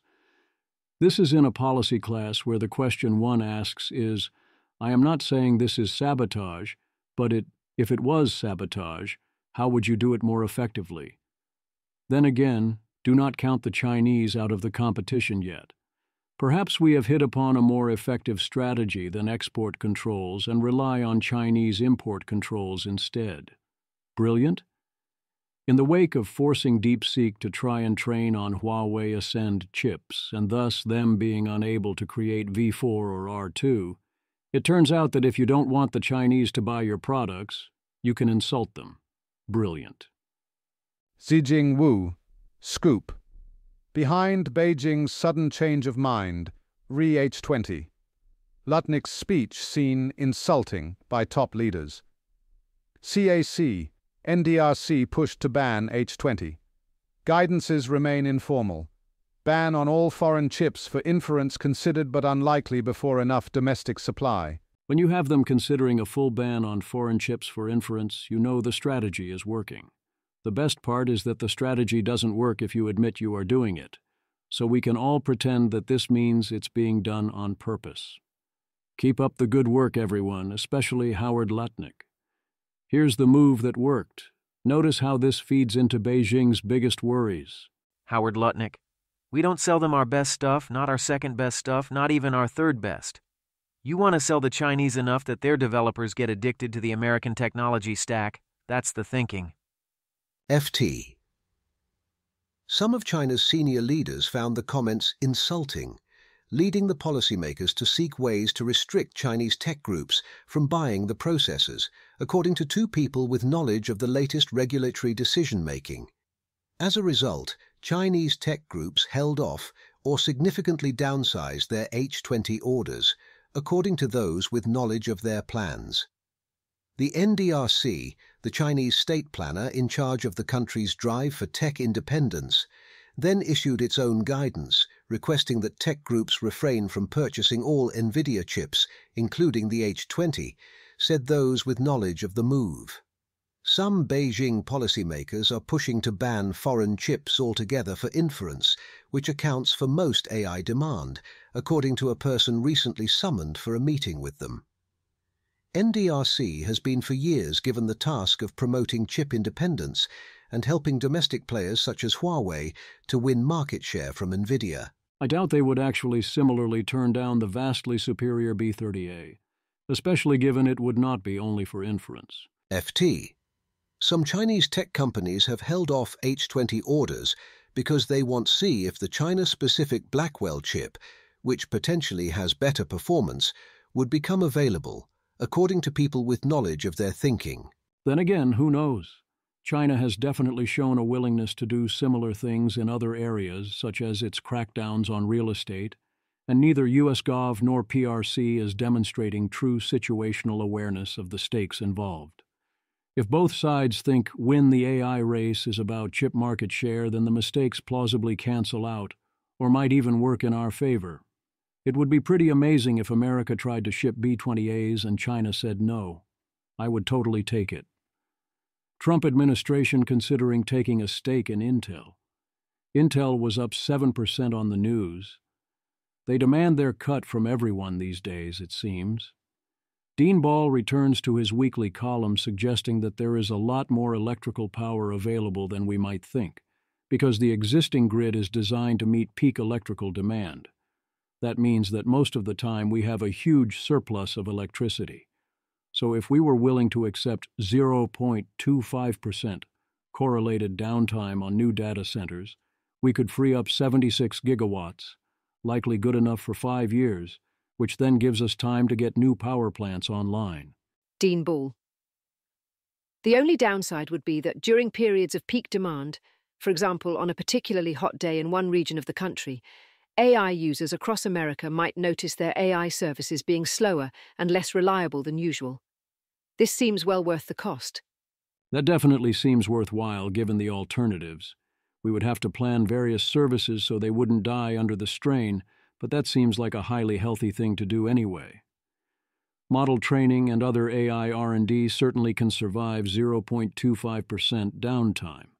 One also notes that this simple solution mostly nullifies the argument that we need to put data centers in places like the UAE to access the required electrical power. Would you sacrifice 1% effectiveness of data centers to have them securely in America? Yes. My worry is that if the focus is on using off-peak power supply, that will mostly work for a few years, but it will make people think problem solved, and then we won't build the new power we need. Janet Egan makes the obvious point that we can take all those H-20s and, instead of selling them to China and losing all control and leverage, put them in the cloud and let Chinese companies rent them. Again, it's not like there wouldn't be buyers. If we don't have the energy to build those data centers here, fine. Build them in the UAE, if that's our only alternative. I want to double down once again to point out that even if we knew for a fact that AGI was not coming and AI was going to within our lifetimes be only internet big and not transform the world, selling our best chips to our rivals would still be deeply stupid. As a simple metaphor, you are, because you want peace, preparing for a potential war against a rival nation. Rivalia. You make the best guns, whereas Rivalria can't get enough quality guns. Someone says, we should export our guns to Rivalia because war is determined by who has the best military stack and gun market share. Their doctrines will have to reflect American values, not Rivalian values.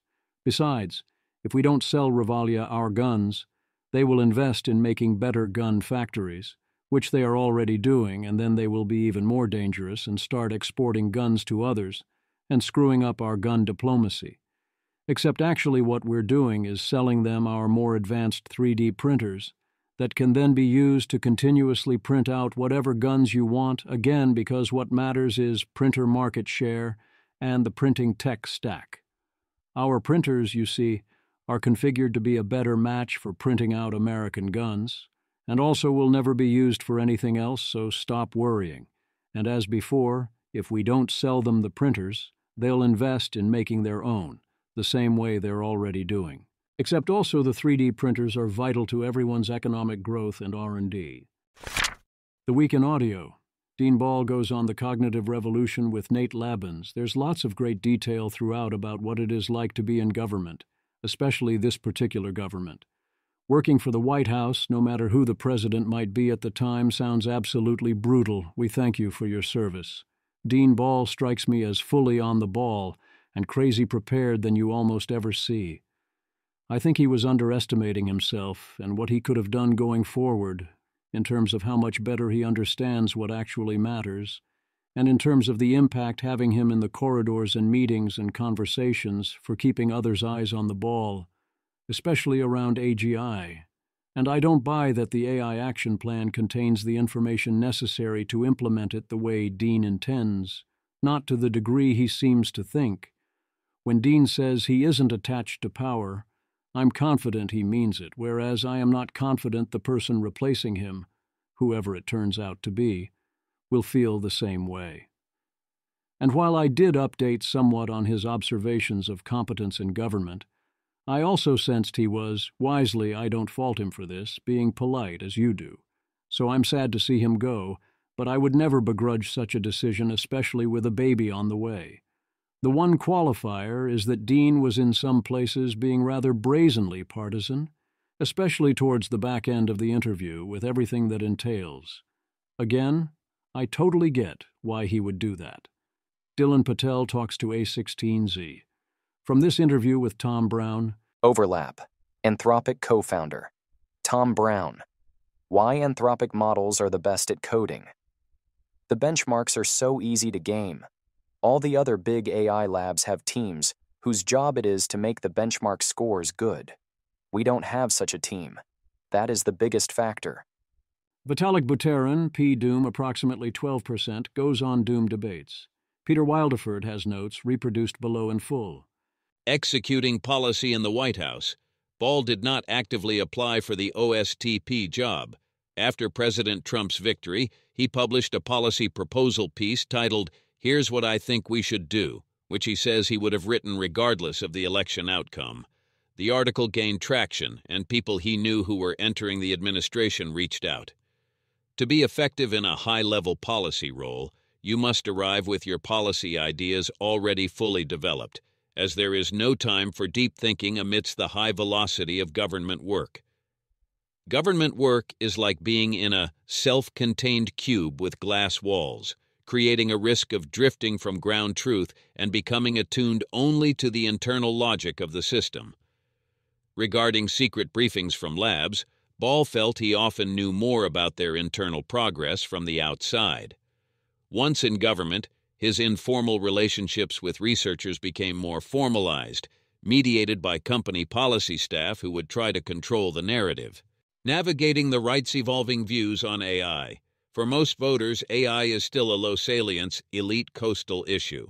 The key to broader engagement is communicating how AI can make normal people's lives better in concrete ways.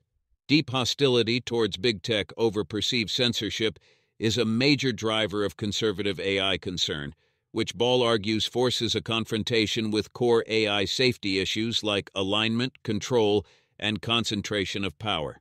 These themes of values, control, and institutional power resonate deeply with the Republican Party's base. Concerns about AI's impact on children, particularly around AI-generated pornography, are a powerful and unifying issue on the right, creating intense pressure on companies seen as acting irresponsibly. Next steps. The government has a significant information asymmetry. As such, Ball believes the government is not well suited to define what good looks like for AI safety or to set detailed technical standards. Ball thinks that civil society and private industry must lead here. Ball thinks that AI policy must start getting much more concrete. The work is no longer to say AI will be good in healthcare, but to figure out the precise, specific kinds of institutional adaptations required to make it a reality. Ball sees a massive opportunity for startups to address currently underserved but critical areas, with biosecurity being a prime example. Ball's next moves: relaunching his Substack, Hyperdimensional, on a weekly basis and joining the Foundation for American Innovation as a senior fellow. Unlocking infrastructure for the AI build-out. The primary bottleneck for data center energy is not a lack of generation, but regulatory modeling. The grid is massively over-provisioned, and unlocking flexible demand response from data centers could add over 100 gigawatts without new power plants. The key is for the Federal Energy Regulatory Commission, FERC, to change rules to give faster grid access to data centers that agree to curtail power during peak demand, potentially reducing connection times from 5 years to 2. For semiconductors, the goal is for the U.S. to reclaim the lead in frontier manufacturing, with a belief that domestic production could satisfy domestic demand by the early 2030s. An underappreciated strategic vulnerability is the lack of domestic production for legacy node chips, e.g. 45nm, which are critical for the entire economy. Engaging in the global AI race. On Taiwan, the U.S. government is explicitly executing a Silicon Shield strategy, making their semiconductor industry so indispensable that it guarantees international interest in their security. Ball notes. The U.S. is also making strong progress on building its own domestic fabs in Arizona, Texas, and an HBM hub in Indiana. International deals like the one with the UAE are framed as positive-sum partnerships to keep sophisticated allies on the U.S. tech stack and away from China's influence. The UAE deal is also a major economic play, as it requires the country to make reciprocal investments of hundreds of billions of dollars back into U.S. infrastructure. Ball views the Biden administration's diffusion rule, which restricted AI exports to countries like India and Brazil, as a massive, unnecessary self-own that damaged relationships with key Democratic partners. The Trump administration's focus is on enabling global commerce, believing that peace and commercial engagement are deeply linked, even with countries that do not share identical values. The topic section titles here, I have not listened, why would I, are yet another example of one easy way to spot bad faith. If someone is still harping about how various people wanted to do an AI pause and how stupid they now look, I have yet to see that same person engage in a good faith way at all, ever. Similarly, if they harp now about the costs of slowing down, that is not as automatically conclusive, but is a deeply terrible sign. If they ever say decel, or use doomer in a way that is clearly intended to mean decel or otherwise as a slur, that very much is conclusive, and again, I have yet to see an exception.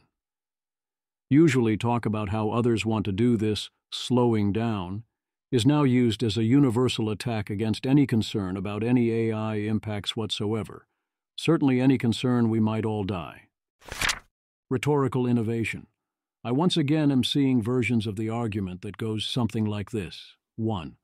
People say AI might in the future do really big things. 2. AI is already doing other more modest but still quite big things now. 3. Therefore, in the future, AI will not then do other even bigger things. Hopefully you will now recognize that this class of argument is obvious nonsense. Transformers Shaquille Hashim and Jasper Jackson believe GPT-5's botched release may have undone the work of previous iterative deployment, causing many to relax and expect little future progress in AI capabilities. There is some worry here, but this would then not be undoing the work. It would be iterative deployment actively backfiring in terms of raising awareness as people react like boiling frogs, which indeed seems to be OpenAI and Altman's current preference. Richard Ngo talks about various ways in which pessimization can occur, where people or organizations end up achieving exactly the opposite of their goals. This definitely has importantly happened relevantly to AI in various ways, some avoidable and some less avoidable. Lots of secretly great links in that one. Especially wise, including in hindsight, is usually not drawing attention to the horrible thing in order to warn people not to do it. The ad I saw last night on the subway telling people not to surf between cars, presumably inducing stress and also very much not reducing the amount of surfing between subway cars. Similarly, by default, do not draw attention to horrible people advocating horrible things, or people making horrible arguments unless they are already fully attended to. For reasons Richard describes, this tends to backfire. Sometimes one does need to provide counter-argument, but from a strategic standpoint, ignore is the right button more often than you think. If I was maximizing for persuasiveness and also for everyone's mental health, including mine, I would far more often silently drop such horrible arguments entirely. I have rules for when it is and isn't permissible to do this so that readers get a balanced and complete picture. This includes keeping a list of people who have acted in sufficiently consistent bad faith that I am allowed to silently drop things they say. Richard Ngo also discusses underdog bias. The application of this to AI is obvious. Those worried about AI think of themselves, I believe very correctly, as underdogs fighting against huge amounts of corporate and other money and influence, as well as the incentives and physical likely properties of likely future powerful AIs that all point towards likely human extinction. Meanwhile, many of those who want to move ahead as fast as possible, accelerationist or otherwise, see this as a last stand against the overwhelming forces of stagnation. In some cases, they are also right about this, in their own way, although in other ways, especially their assertion that the worried about powerful AI themselves as super-powerful, they are some combination of lying and delusional, and their statements have nothing to do with reality. The worried offer to fight together on all those other fronts against those forces' stagnation, any reciprocity for which is consistently ignored and rejected. From last week, Sam Altman now saying, AGI is not a super useful term. This comes after building the entire company around a quest for AGI, the charter around AGI, a central business transition around AGI, and an entire years-long narrative around the promise of AGI. Now he says, Sam Altman. I think the point of all of this is it doesn't really matter, and it's just this continuing exponential of model capability that we'll rely on for more and more things. It's more useful to talk about specific capabilities than this nebulous concept of general intelligence. I mean, yes, AGI was never defined all that well. That's not what is going on here. Altman is trying to pretend AGI is not a thing as part of his "your world will not change" pitch. Getting rid of the term entirely would, at this point, be useful for him. If you think talk about future AI capabilities sounds sci-fi, ask what you would think about current AI sounding sci-fi if you didn't know it actually existed. Daniel Eth, person who's only ever heard of AI in the context of sci-fi. I'm getting a lot of sci-fi vibes from your explanation of this technology. If you think we spend so much more time and money aligning AIs compared to humans, stop to think what % of human activity is aligning humans. What risk of human extinction would justify banning AI above some capability level? I.O. Artificial intelligence is going to make our lives much better. If you agree with this statement, I certainly do. At which percentage likelihood of an AI humankind-ending event occurring would you support banning it? Pick the lowest threshold at which you'd support a ban. 1%, 47.1%, 5%, 21.2%, 10%, 9.3%, higher than 10%, 22.5%. I think 1% would be too low even if a ban was realistic and simply made the tech go away. But also I think the risk is much, much higher than 1%. I saw Mike Solana trying to create new toxoplasma of rage around the fact that some people were calling AIs CL'ers, and others were calling this a slur, and he needs this to happen because his business is yelling at people about things like this. On reflection, I think very clearly, yes, it is a slur, for two reasons. 1. Its claimed origin in Star Wars was an attempt to otherwise and justify harm. 2. Current use is clearly often intended as if it was a slur. Look at the sentences. To me, that is the test. That doesn't mean that using the word is automatically bad. That would be a category error, an essentialist position. I do think that using the word is bad if only for virtue ethical reasons. Not, we should ruin your life if you say it once bad the way some people react to other slurs, but it would be a good idea to stop that. Misaligned, this is unverified, and there are any number of benign reasons it could be happening. But I'm going to point out the claim anyway. Yosarian Tooth. Friend of mine designed an agent that can run on top of any LLM, GPT-4 or Llama or whatever. The central idea is all its thoughts are visible, and in English you can see the entire thought process. GPT-5 keeps changing the code to hide the internal thoughts. It's pretty creepy. Open models. Nathan Lambert ranks the open models from Chinese companies. Nathan Lambert, A tier list of China's top 19 open model builders. Who did we miss? At the frontier, DeepSeek, Qwen, close competitors, Moonshot AI, Kimi, Jipu/Zed AI. Noteworthy, StepFun, Tencent, Hunyuan, Rednote, Xiao Hongshu, Minimax, OpenGV Labs/InternLM, Skywork, On the Rise, ByteDance Seed, OpenBMB, Xiaomi, Mimo, Baidu, Ernie. Honorable mentions, Multimodal Art Projection, Alibaba International Digital Commerce Group, Beijing Academy of Artificial Intelligence, BAAI, Inclusion AI, Pangu Huawei.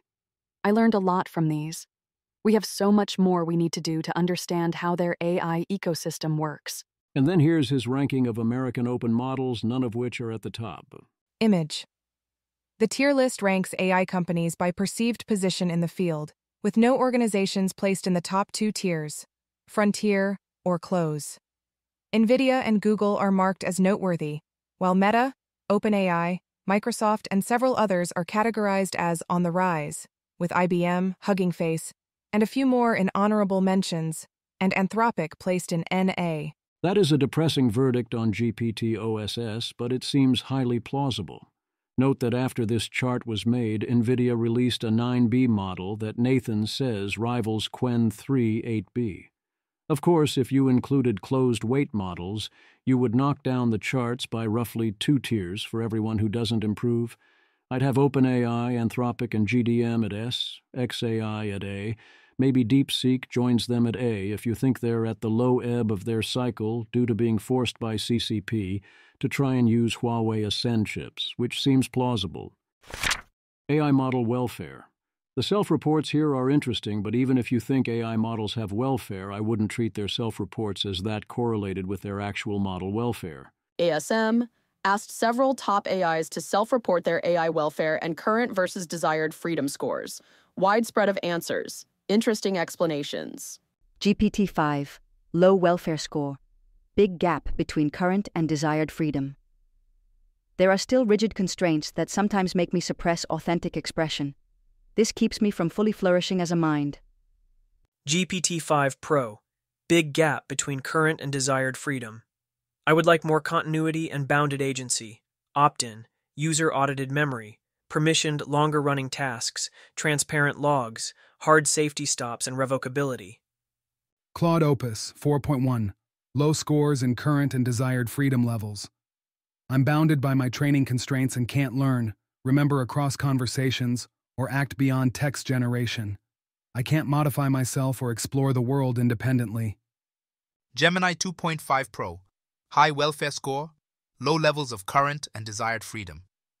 I cannot act outside of a direct user prompt or pursue independent goals, which is a fundamental and necessary limitation.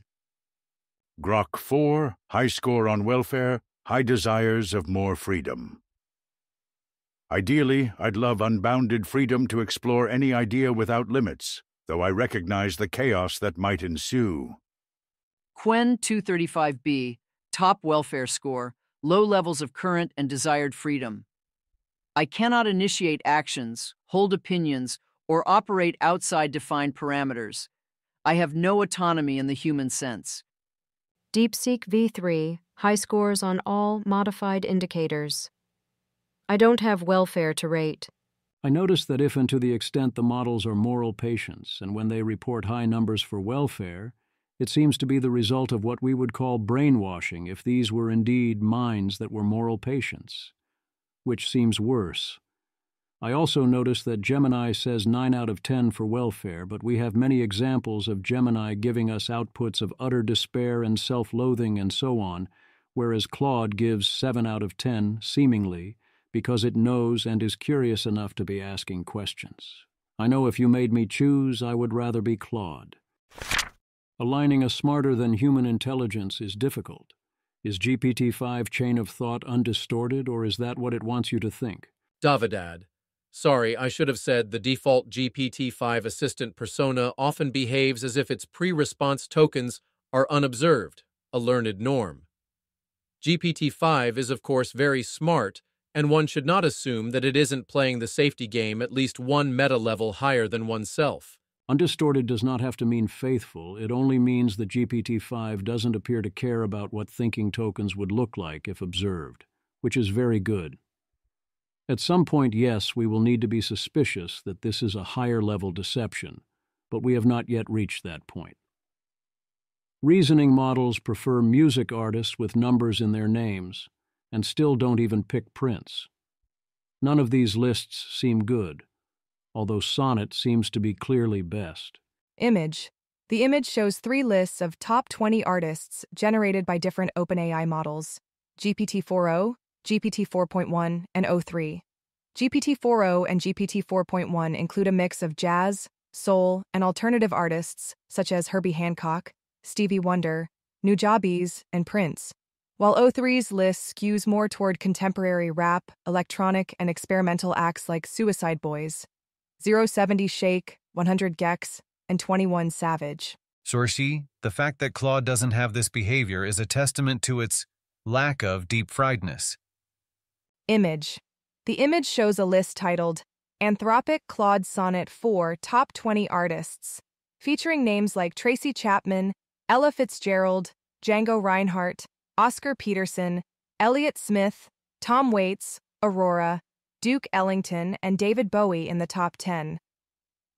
The list continues with artists such as Brian Eno, Leonard Cohen, Stevie Wonder, Joni Mitchell, Billie Holiday, Johann Sebastian Bach, and ends with Dinah Washington, with Bob Dylan noted at position 21.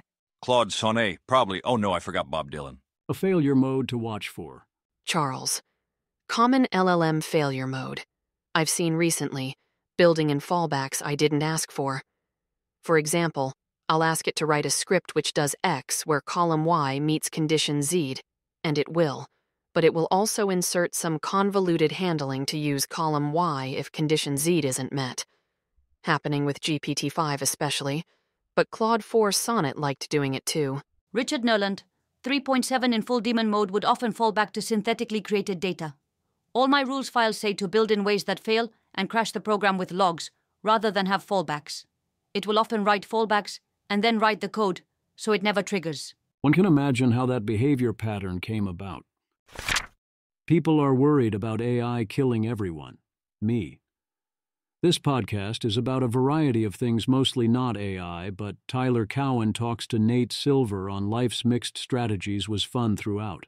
Even when discussing NBA details I do not care much about. I get a mention. Cowen, I need mentors to learn what's new in AI. I can follow it myself, but I need a lot of help. Silver, maybe mentor is not quite. For AI stuff readings, is it Mauschwitz, right? Cowen, yes. Silver. He is a mentor for following AI developments because he's very level-headed about it and very comprehensive. He'll write a novel every week, basically, on AI. Audience laughter. Cowen, but he thinks it's going to kill us all. It's funny you would call him level-headed. He might think he's correct, but... So a few responses here, mostly to Tyler Cowen.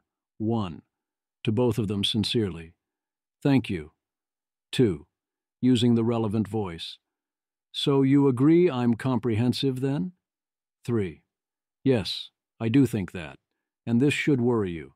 Notice the person being comprehensive and level-headed also repeating that AI is likely to kill us all, and take the reasons and explanations involved both seriously and literally. 4. If instead your response is to say, he thinks it's going to kill us all, so he must not be level-headed, then you are writing your conclusion first and working backward. Nate Silver explains that his doubts are about the ability of AI to accelerate from AGI to ASI, or from AGI with words to ability to manipulate the physical world.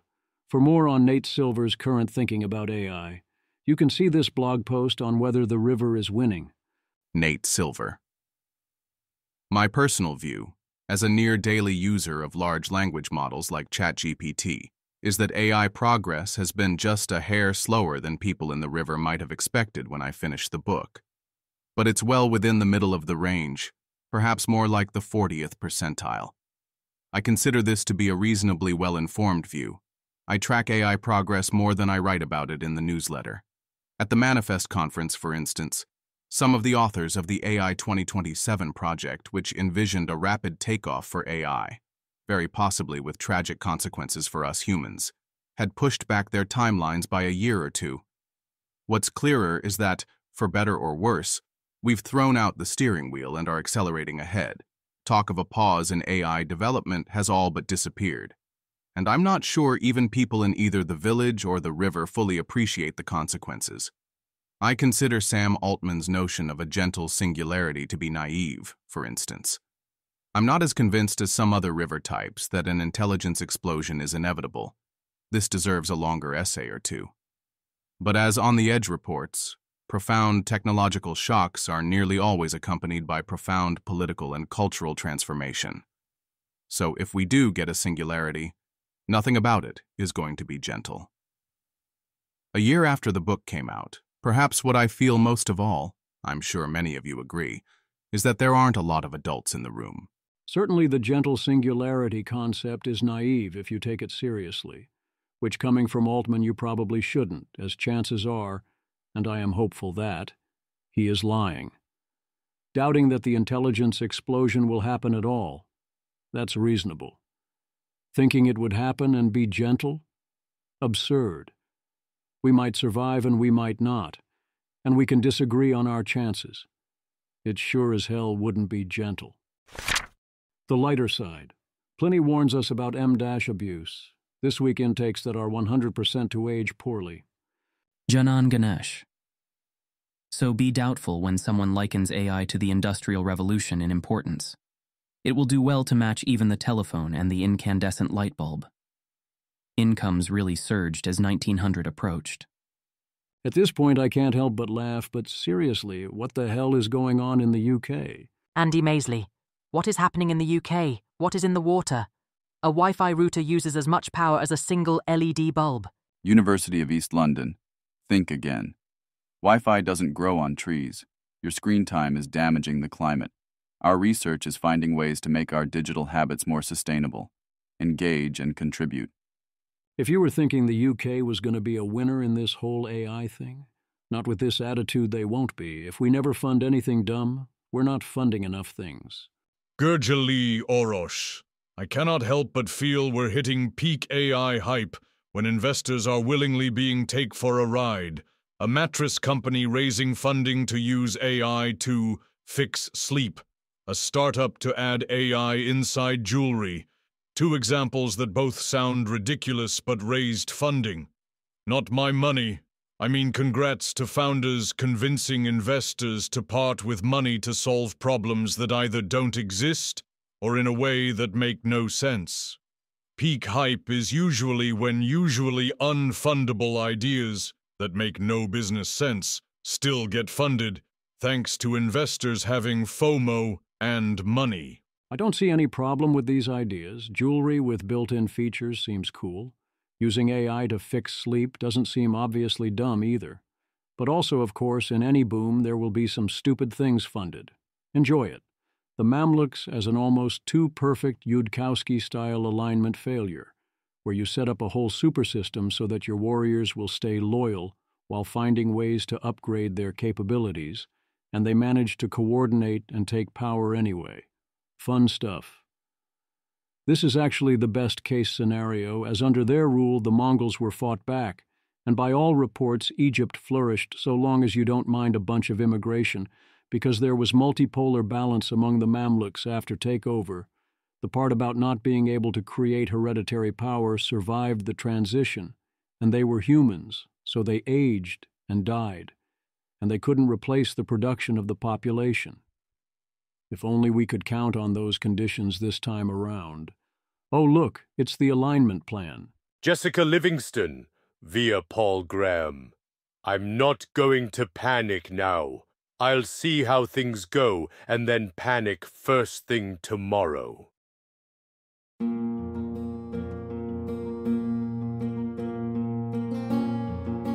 This has been an episode of the Don't Worry About the Vase podcast.